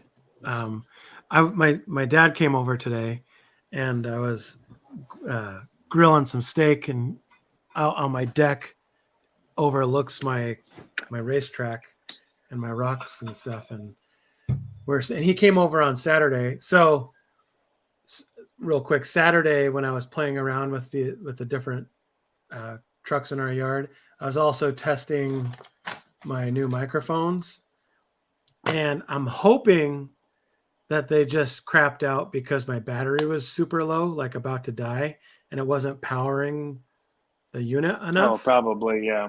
And I'm assuming that's what it was. How far Anyhow, away from it were you? Were you I was pretty on close? top of it. I was just on top of Oh, it. Yeah. I had my camera on a stick and I was standing on it. So I think it was that my phone was, I mean, it was dead. It was like low power mode dead. So, oh yeah. So it's not going to give you Bluetooth or right. yeah. Yeah. So I was like, all right, well, but anyways, so he came over and crawled with me this weekend and we were talking about it and I was looking at my backyard and I'm really torn, man. I'm really torn if I'm going to keep it a racetrack or not. Like I, because I might just do rocks. Like the problem is my kid is too, like the cars we're into now are much faster. We're much better drivers and it's kind of too small. Kind of boring for him now. Yeah. I mean, Compared, yeah. it's a lot of fun, but compared to driving 10 minutes down the street in the summer where we can just jump on a full size track, it's like, you know what I mean? Like it's Yeah. kind of, it's tough. And we're not out there in the wintertime much. So I'm like, do I do that? I thought about making the track very narrow and then buying some 14B reflexes or buying some mini Bs or even A some little rally target out cars. right there. Well, that one's probably going to be too fast, but like, something that's like what would it be? Like the Tamiya rally cars or something like that and just rally racing around. And I thought that would be fun, kind of door to door stuff. And then I can have more rock islands and things in the track where there's crossovers and stuff. But Yeah. I don't know. I'm really torn on it. Like it's not keeping me up at night, but it's borderline keeping me up at night. So like because I really want to like do something fun back there again where we could just. The thing that I really loved was coming home from work and like my neighbor would come over, my kid would be out there, and we would be racing for like Right. 2 hours, and it's just, but he's just so much better of a driver now. So it's like, it'd be fun, but I don't know how much more fun it would be. It, Does he do the? Well, he does the crawler with you, but you. So the same thing is you don't have to go far to have really awesome crawling either. So no, but it's kind it's, of like how do you choose? yeah. And because we're doing this thing where, dude, I got to catch up quick. That's why I was trying to get out this week. I'm at 10 miles right now for January, and I haven't done any miles in February. So I need to catch up and get my 10 Yeah. miles in ASAP. Yeah. But The when, I was just thinking too, it would be great for doing test stuff between like with your builds and say, here's what I'm gonna go test out on the trail. We're giving a quick yeah. shakedown here. Yeah. Yeah. Well, not only that, but what I'm thinking is, so what we were doing is I had a video that I called a trail challenge when it was me and my kid, and we were playing follow the leader, and it did pretty well. And so I tried setting up gates this last weekend when me and my dad were doing it. And so I was like, I think if I did that and we just set up gates and had fun doing it, that would be good, fun content. And we have enough crawlers where we could drive a different crawler a lot, you know what I mean, and get out there and do it. So it'd be pretty fun. Backyard crawling, much more beer and barbecue tempo, which is nice. Yes, it is. Yeah. Agreed. It is. It's Mine super isn't fun. that big of a space though, but I think we're gonna expand our area Gonna buy so out we your can do neighbors. some. You're like, it's for sale. oh, is it?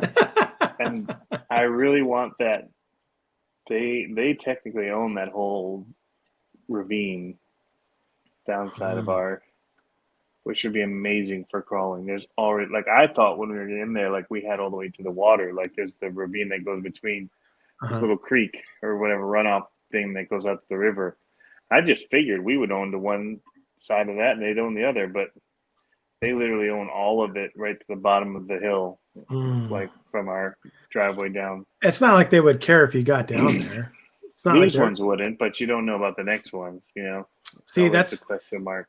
That's what you do. What my neighbors did before we got there. So my neighbors, our house isn't a big lot. Like it's not a very big lot. It's kind of that's what's funny about having a racetrack in our backyard and a crawling course is that like our neighbors can look over their fence and be like, "Oh, cool, you guys are driving today," you know, like that kind of thing. But and we're super good friends with our neighbors. But yeah, when we moved in, they had railroad ties that were over on our property, like 16 inches, and it's been one of those things where I'm like, guess what? That 16 inches is 16 inches too short for me to drive at 8 feet to get a car on the side of my house. And I'm like, but I'd have to take out their blueberry bushes if I got my 16 inches back. So I'm like, and they're like, oh, it's fine. Go ahead and do it. You know, and I'm like, I don't want to be that guy, you know, and just like take out your blueberry bushes. Yeah. The thing is, there's a whole, like, what is it? The 7 years thing though. If it's been in, they can pretty much squatters right it. Yeah. Harley's in the house. He says, buy it. I think I should just do the squatters' rights. I should build and just maintain that part of the yard. Yeah.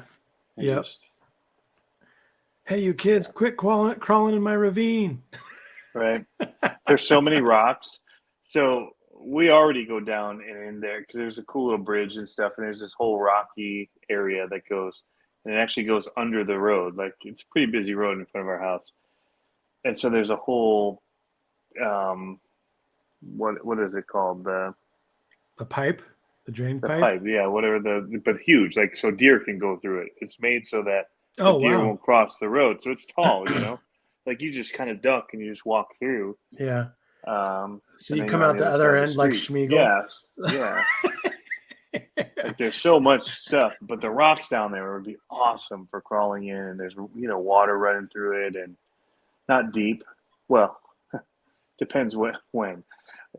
3 days ago with the snow melt and the rain, it was really flowing. It was a gusher. But yeah. So, but yeah, it'd be awesome. Yeah. But the house next door is selling for like $1 million, so I don't think we're gonna be buying that. Wow. Yeah. Not even updated. We're looking at the like, who would pay $1 million for that? I mean, it's on the river, but shoot. Yes. That's crazy. Culvert, thank you. He worked in planning and roads and stuff. So. Civil engineering. Yeah, civil engineering. Thank you for that word help as well. Yeah. Harley, did you see the nice bearing nod on the cover art for this thing to make sure that you knew that I knew that you had bearings on the Phoenix RTR? I even free distorted them so that they fit to make it look like it was the right perspective. It shows it so small. That's the only bummer. I know. Well, what happened? You broke it. Trying to zoom in on the page. Oh, I see the bearings of the wheels. Yeah. That's funny. There you go. That's really hard to see, though. I should have made it less subtle than that. Less. Had bearings as the whole tire and everything. Yeah. This one comes with ball bearings. You may not be able to go anywhere. Yeah. They're drift wheels. Staying in place. They're drift wheels with sparks. Yeah. Want to look cool and go nowhere at the same time? Dude, down here, I feel like I'm in Texas a little bit. Because The big It's trucks. just big trucks with the ring lights around the brake, or the whole the disc fifth wheel. in there. Right. Oh, those. Yeah. Yeah, and then The they've got caliper. underglow and the caliper lights and yeah. That's funny. He says your intro about the bearings was perfect. I had so many takes on that, man. I should just do a hot take of them all, because I had about 10 different options to choose from about one, building a kit, yeah. or not building it, having to build a RTR. kit after I just built their kit. Yeah. Yeah, like, where was this one a couple months ago, huh? I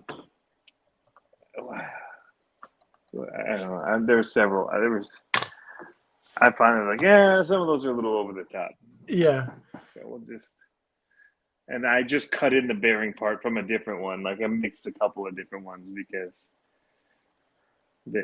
each one had too many over the top bits. So I just toned it down. I had to save some of it for the king. Yeah. That's awesome. Even that I toned down. I cut out a whole section on that one. A little too spicy, huh? A little too spicy, I think. I'm like, maybe not. Because some people really don't realize this isn't fake. Right. So, yeah. That's funny. But no, it's an amazing car. Like I said, it's what I brought to USTE. Super dollhouse, out of the box. Yeah. Pretty rad. Yeah. And I brought my minis. I was only going to bring one mini, and that's all I was going to bring. And 12 more followed you. I ended up bringing the Vanquish. I brought at least 2 minis.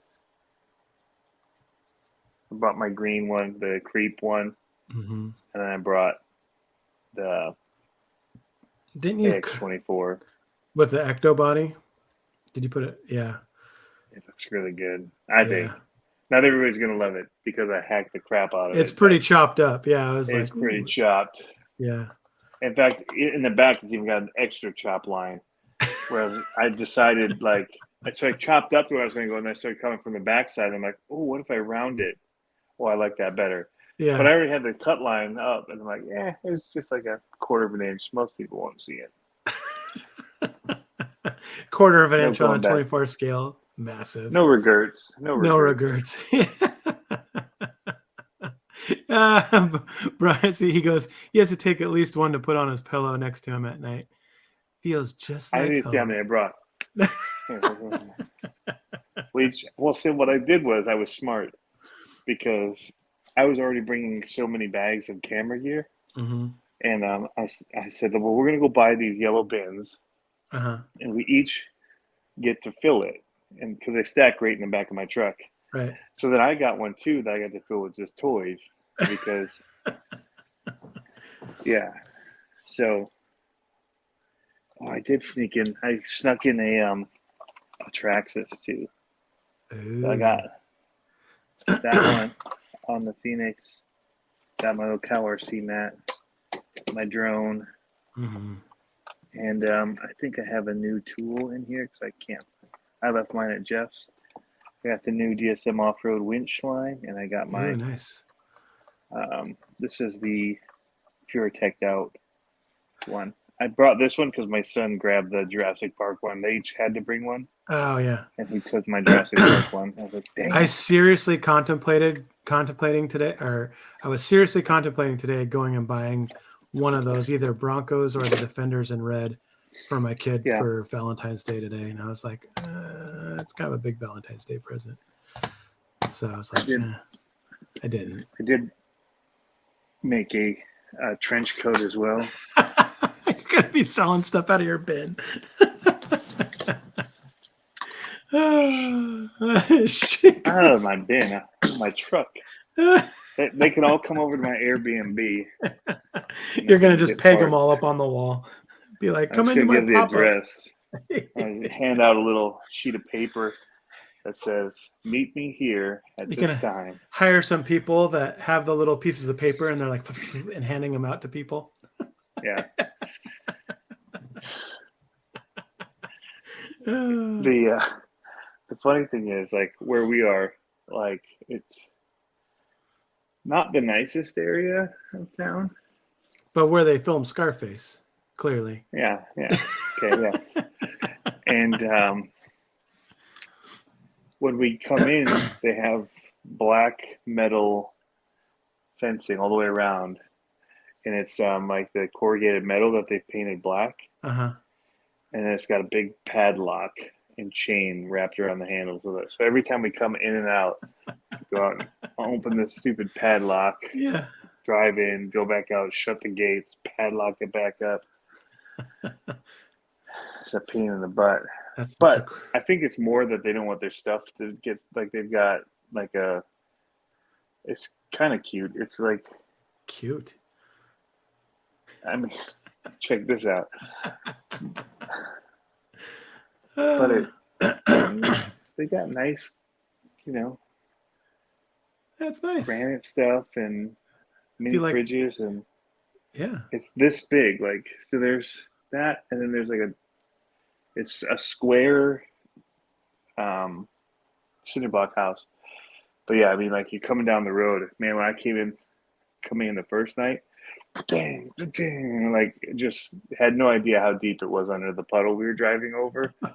I mean, it's like a dirt is bad. Like yeah, you gotta creep in, which looks super shady at night. Like, yeah.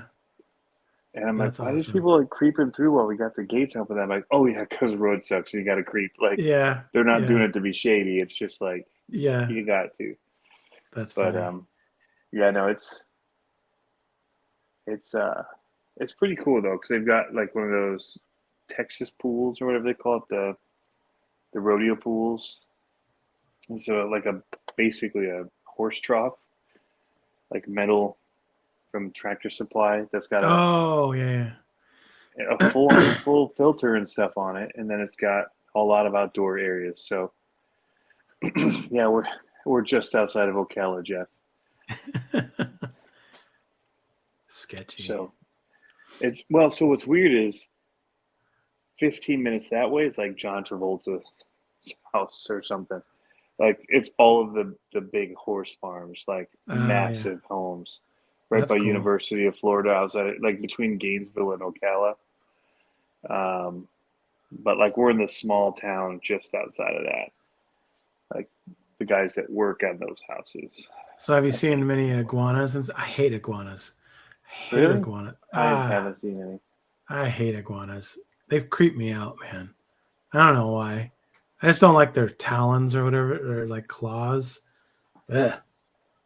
Yeah. I saw a show. It was like Dirty Jobs, where there was the guys that had the pellet guns, and it was like iguana control, and they're just walking around the city, basically like a residential area, Yeah. just taking out iguanas. And I was like, that, my friend, is a job for me. Like, I would love to do that. Like, I think Iguana killer. oh, dude, I think that would be so much fun. Like just to They'll walk. tail whip you as well. It's a favorite bears. Oh my goodness, I think iguanas are cool, man. no, they're Bearded dragons. they're green rats, is what they are. Big green rats. They're Okay. terrible.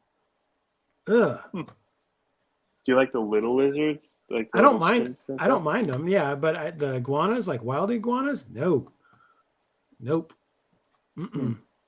nope, don't like them.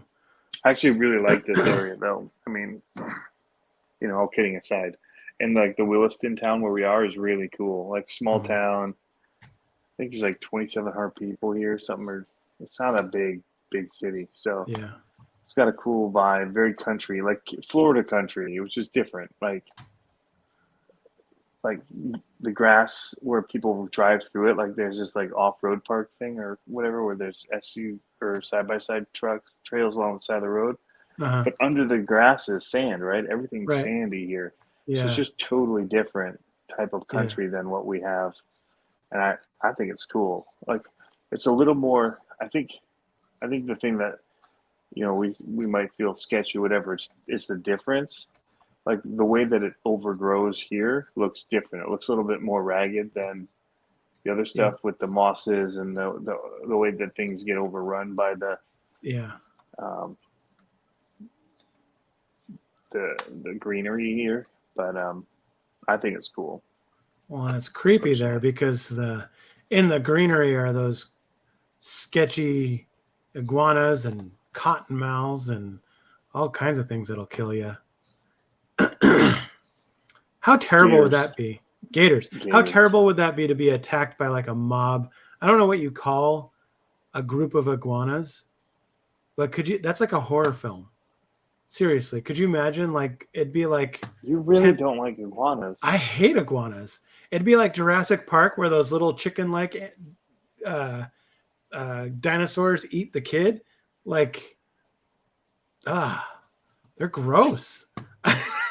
I don't know why. I just like, they're not like super scary to me. I just like, this sounds extreme, but it's like they're a very puntable animal to me. Like, you punt. Man punted Baxter. You punted Baxter. I want a glass case of emotion. Yeah. Killed by a group of iguanas. You seen that new movie coming out called Cocaine Bear? Yeah. Probably filmed where you were. That's probably where it was filmed. Is that the Winnie the Pooh one? No, that one's pretty bad too. No, Cocaine Bear has a bunch of. It's got like Ray Liotta in it, and a couple. I think Ray Liotta was in it. A couple other guys are in it, and it's about in the 80s when people were throwing out bales of cocaine, and then a bear got a hold of one and got addicted. It's pretty funny. You got to see the trailer. It's like, wow, people funded this.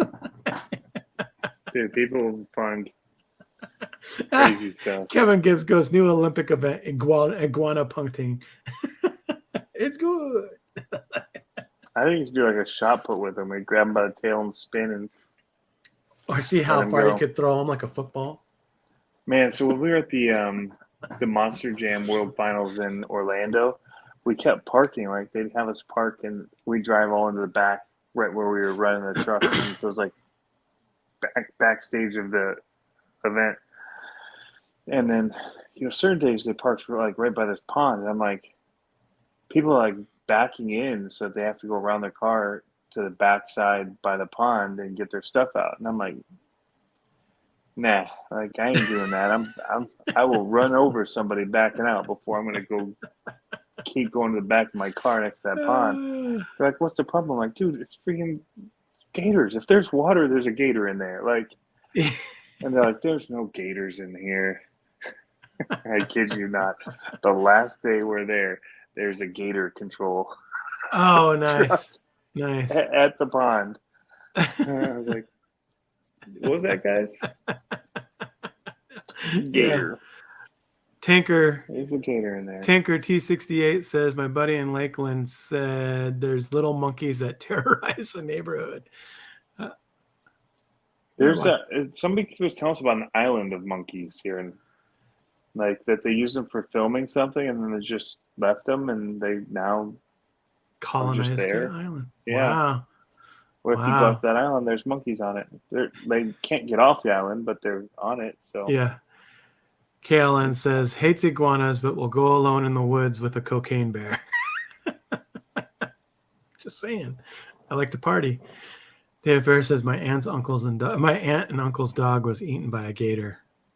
So I have a cat that I can give to your aunt and uncle. Hold for me for a few days. I have a story, and I'll try to illustrate this story quickly, but related to that. So my parents went on vacation. My parents and my little sister at the time was probably 12. They leave you the keys to the brand new Porsche? No, but a house sat for them, and they had a blue heeler dog and a teacup poodle, like the little rat poodle dog. And they lived out in the hills on like 4 acres, right?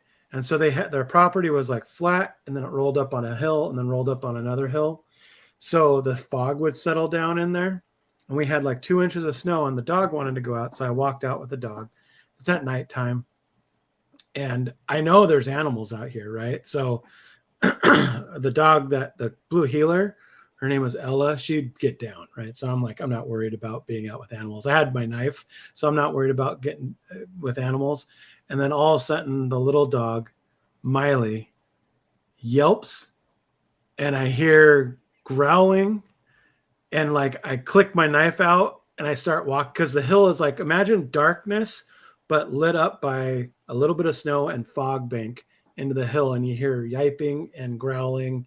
And so I'm like, I click my knife out, and my other dog beelines up to it and stops and just growls, and I couldn't see what was going on. And I was like, she gone. And I walked back into the house, and I was like, sorry, Miley never came back. Like, it was brutal, dude. And I had to tell my sister, I was like, oh, I got a bad story for you. That didn't end how I thought it was going to end. No. So, I was like, she gone. Yep. So nothing was left, dude. Nothing was. I went out the next morning. Nada. So there's bear out there, there's coyotes, and there's cougars. And so I was like, once I got to a certain point where I knew I couldn't outrun it, I was like, I'm out. I think what got the dog, they had a couple cubs out there, I know, and I couldn't see it, but we found there's bear poop out there. And then we couldn't hear the coyotes at the time, but yeah. So I'm pretty sure it was a bear that got it.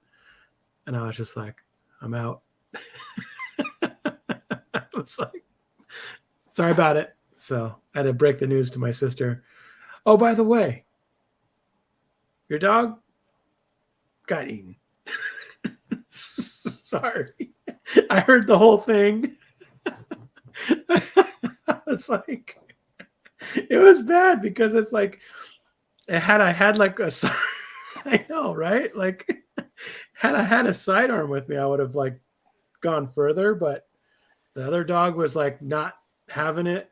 And I had my knife out, and I was not having, and I was like, is it worth a 3-pound poodle? Nah. So, turn right back around. Yep. Wow. We joke about our cat being called eagle meat, but I would actually feel very terrible if he actually got eaten by the eagle. That's just when he annoys me, Yeah, and wakes me up at 3 a.m. or 6 a.m. wanting to go out or whatever. I'm like, go play with the Eagles. it was a pretty distinct. Mango. It was a pretty distinct sound when I heard it happen, and I was like, yeah, I'm not helping that one. So it's pretty. Man, gross. That's awful. Yeah. Yep. Yes. Yeah, that healer. Those things usually are nippy, man. Your co-host should be on a list, Tony. Just saying. Shoot. Yeah. Just saying. Yeah, I joke about it too because my wife is at the point where she's like, you can't get any more cats until one of them goes. Until one of them's gone. Yeah. Yeah. And I'm like, well, I like this one a lot, like Gandalf stand. Yeah. But that orange one, like, yeah, meat, we're not the best of buds. Yeah. But she's like, I mean, she's like, 2 cats is fine, but like 3 cats, you become like the cat person. Like, yeah. Yeah. So, yeah. Yeah. See, my dog. I really want a Maine Coon though, like one of the big, like the ones that look like a lion. They've got it's they call it smoke. It's like gray, like dark black with a gray undercoat, and so like when their hair parts, it's gray, but they get this like mane around their neck that's gray, and the rest is kind of like a black. Yeah, and they look sick. But my dog now is pretty rad. She's like the best mom dog, but she's a Louisiana Catahoula dog, Catahoula leopard dog. I don't know if you've ever heard of those dogs before, their initial breed was to hunt wild boar, and so Wow. they're No like, RCs around that dog. no, she's smart. She did like Oh, she okay. got into one once and that was it. But like she's like a really smart shepherd cattle dog, but they're big. So the males are like 100 pounds. The females can be like 60 to 80 pounds. She's a female. She's probably 70, 65 pounds. She's smaller, but she's like, you know how some blue heelers are just like stacked. They're just like built. And she's, yeah, she gets down. She's cool. She's like That's super awesome. chill. Two different colored eyes. So she looks like, you know, Those are awesome. Yeah. yeah. So she like stares at you and just looks at you, and you're like, "Are you thinking about eating me, or are you thinking like, what are you thinking? Like, you can't, you know?" Yeah. And it's like, yeah. Kevin Gibbs says, "Great hunting dogs." Yeah, she's Yeah. rad. So when we One of my go, buddies has one. yeah, we go hunt, or not hunting, camping, and Chubbs she's Peterson. Gators. that's Chubbs. Got my hand. um, yeah, but she's cool. Like she's a total awesome guard dog, but she's almost like a therapy dog. Like anyone that walks in the shop door, she goes to the shop with me every day. Anyone who walks in the shop door, she'll like go up to them and read them. And like older people, she'll like totally get all slow and soft into them and let her pet them. Like she's totally rad. Sleeps on both my kids' bed, just goes back and forth all night long. Like she's cool. But yeah, she could get down. She's a big My dog. kids wake up tired for some reason. I have no idea why. Yeah. Yeah, no, but it's cool how she gets down because she's like, she, she'll let you know.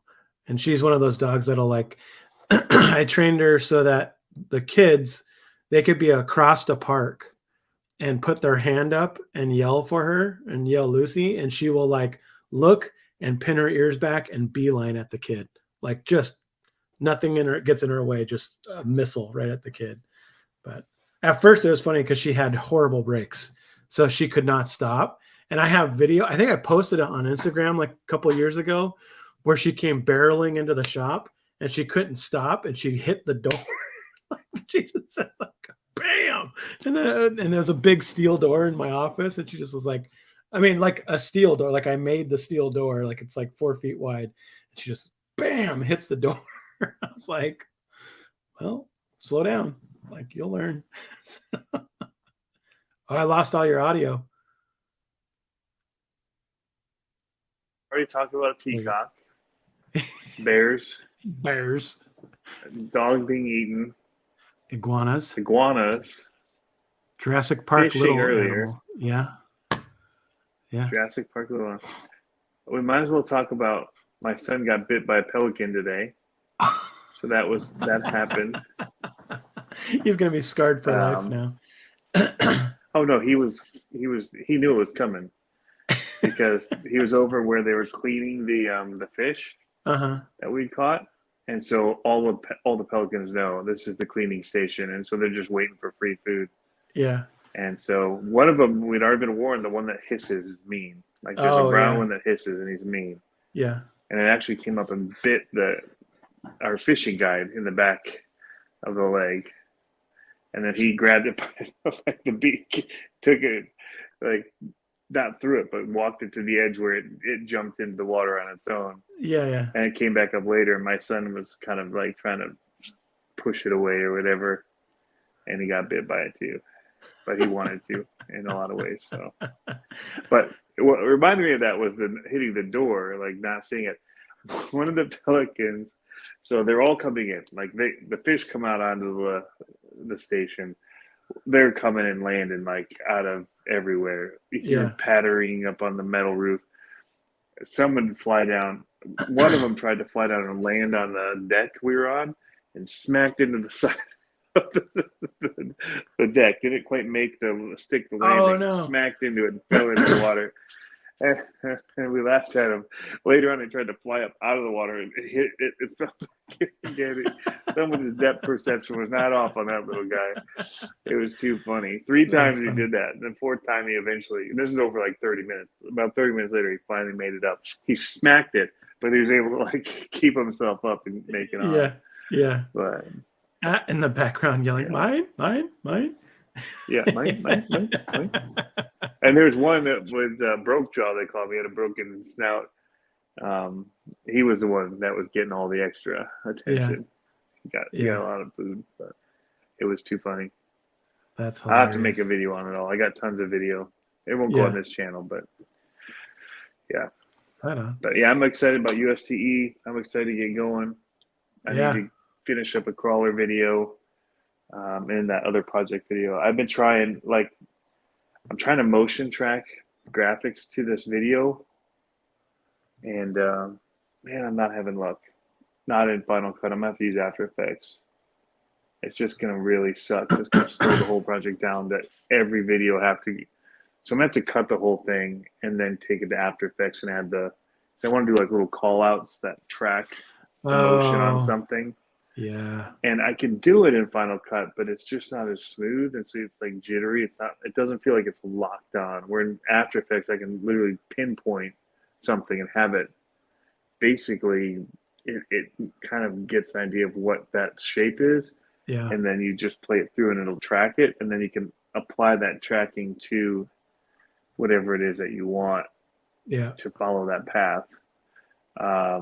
We had to do that, and then the Need to Breathe video I shot for the car license plate to map a new license plate on it, and you can't even tell. But yeah, so I just have this little call out that I want to do, but I want the words to stay in the same spot, but I want the little line that goes to it to kind of follow it as it moves. Yeah, I know what you're feeling. Yeah. So I tried it, and it's just. And partly it's the footage off my, Sony camera I have is so bloated for it. XD cam files on a laptop are just chugging. So I'm having to do proxies, which is going to take all night. Yeah. So, yeah.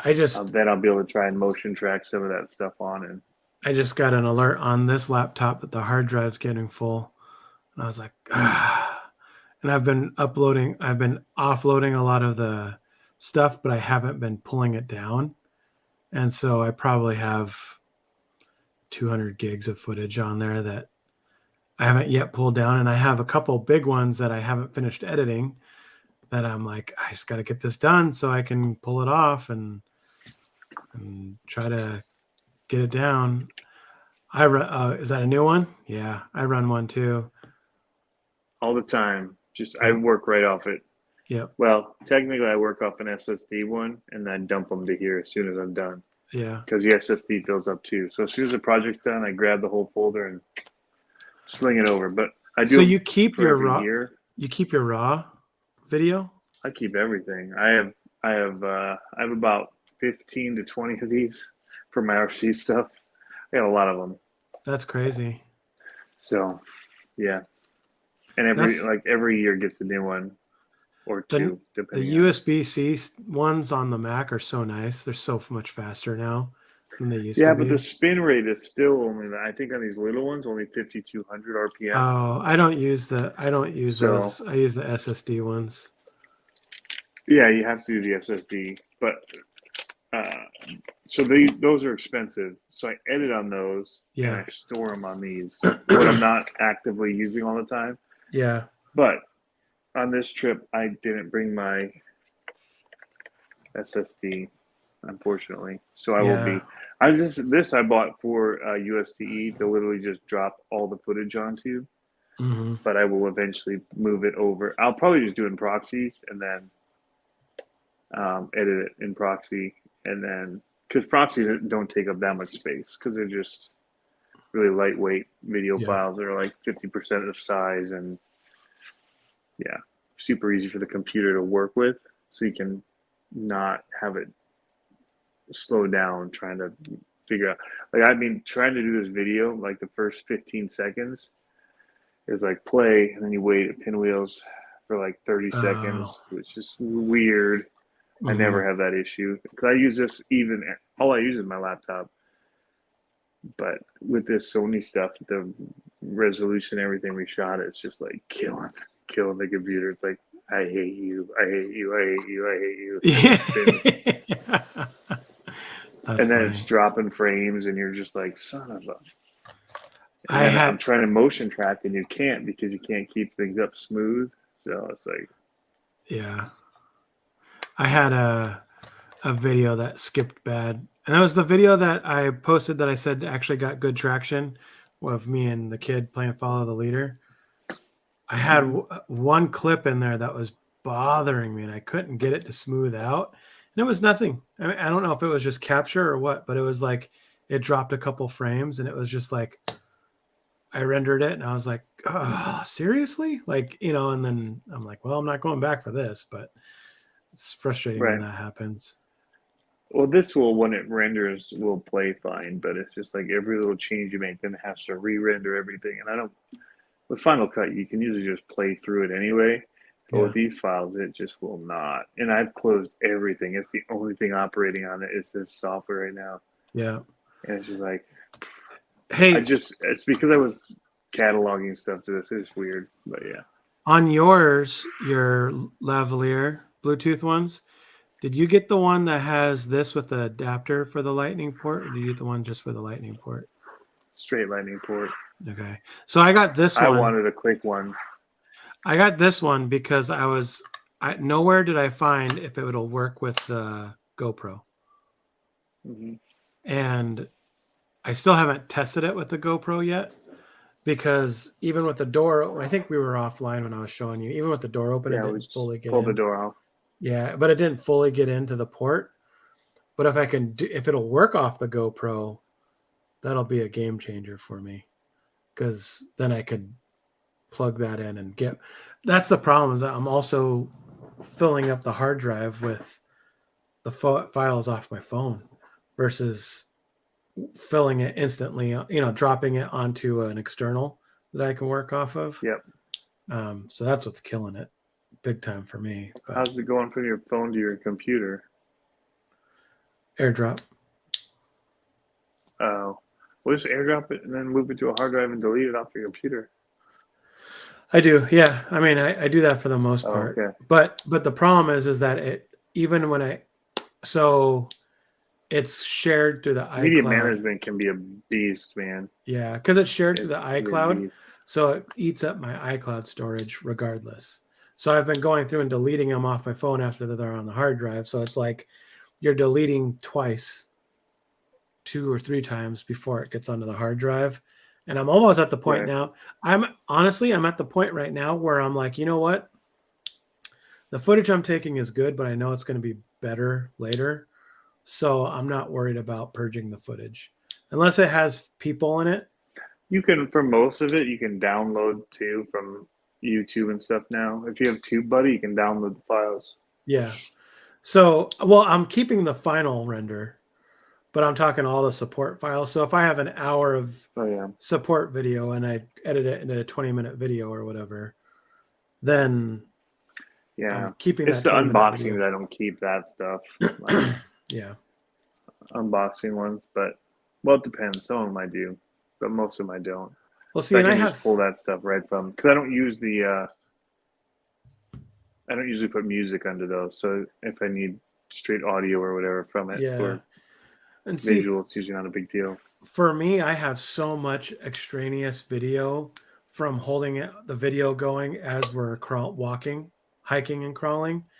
There's so much of that video that I don't want all that. No, and so once I edit it, it's good enough. Like, so it's like get rid of it kind of a thing. So hopefully that's one thing that we used to do is you can left channel all of your talking dialogue, right channel all of the music or whatever, or just don't put music on it, but left channel your talking, right channel the natural sound, B-roll sound.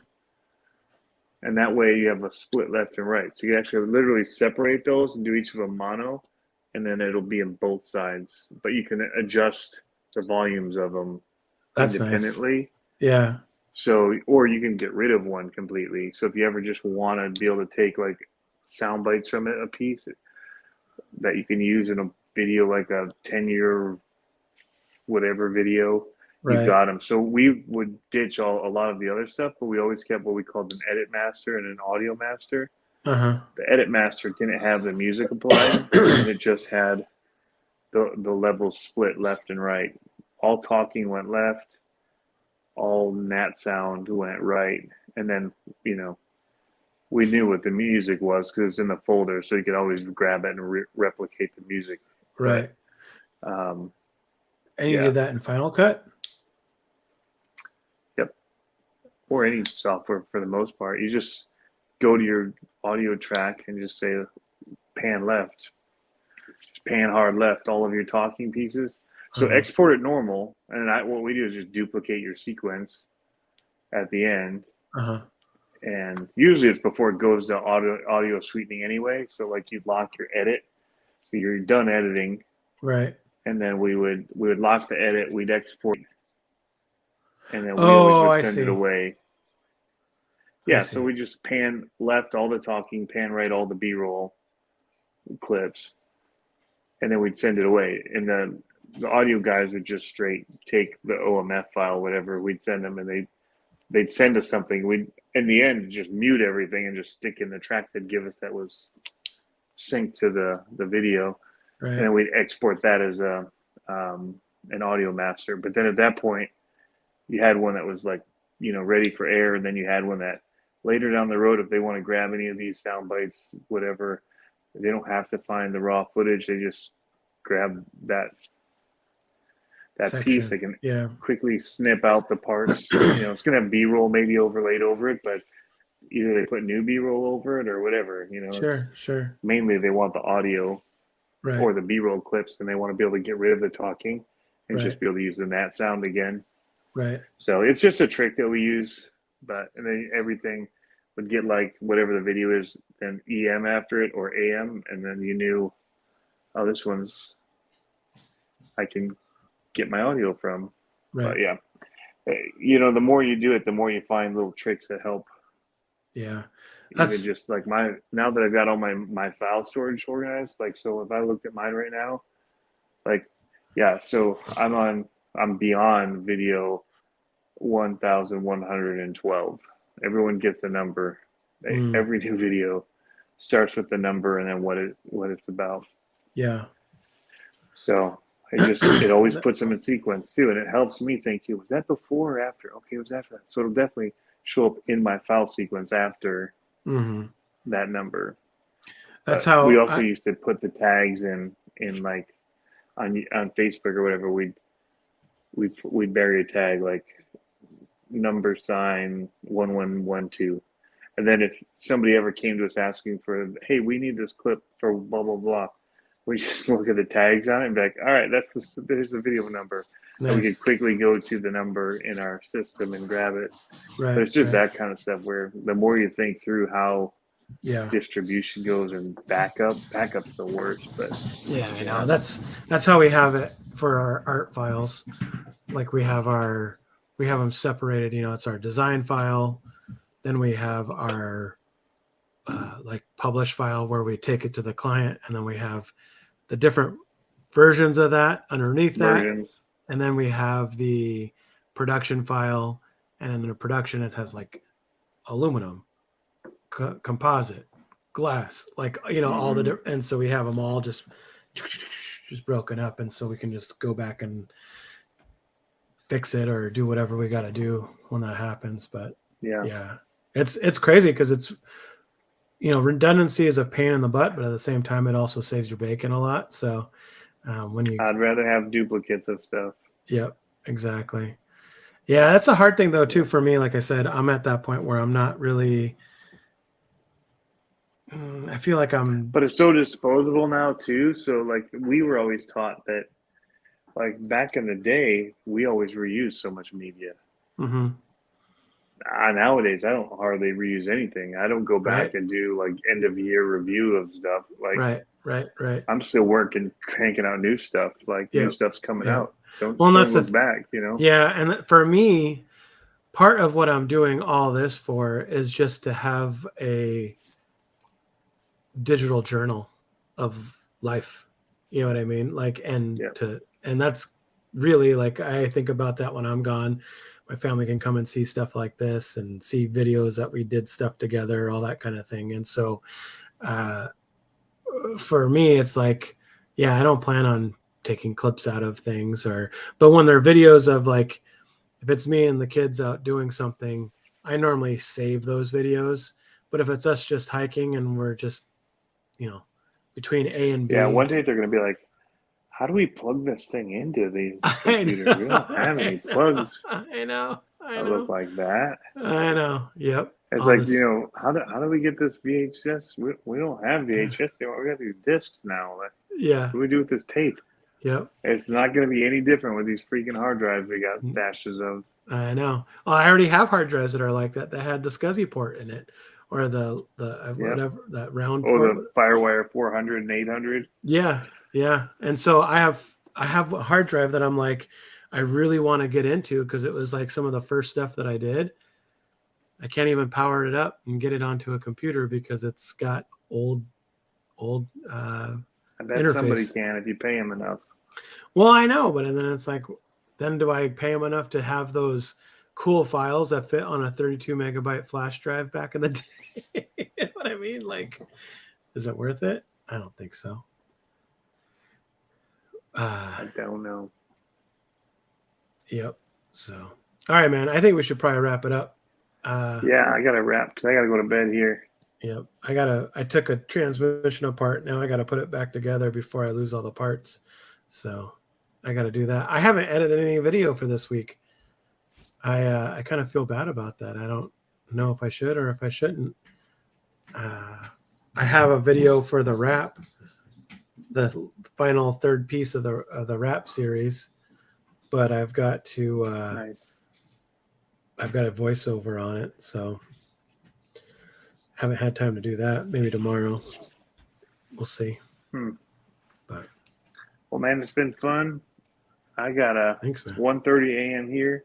Everybody's sleeping on the other side of this. I don't know if you haven't noticed, but this is a painting. It's not real. So they're not on the other side of the jungle. They're just behind that wall. Well, hope you get making sure whipped in the baby maker by iguana tail. I hope so too, because it means you won't be anywhere around. You're a sissy. Yep, I'm scared of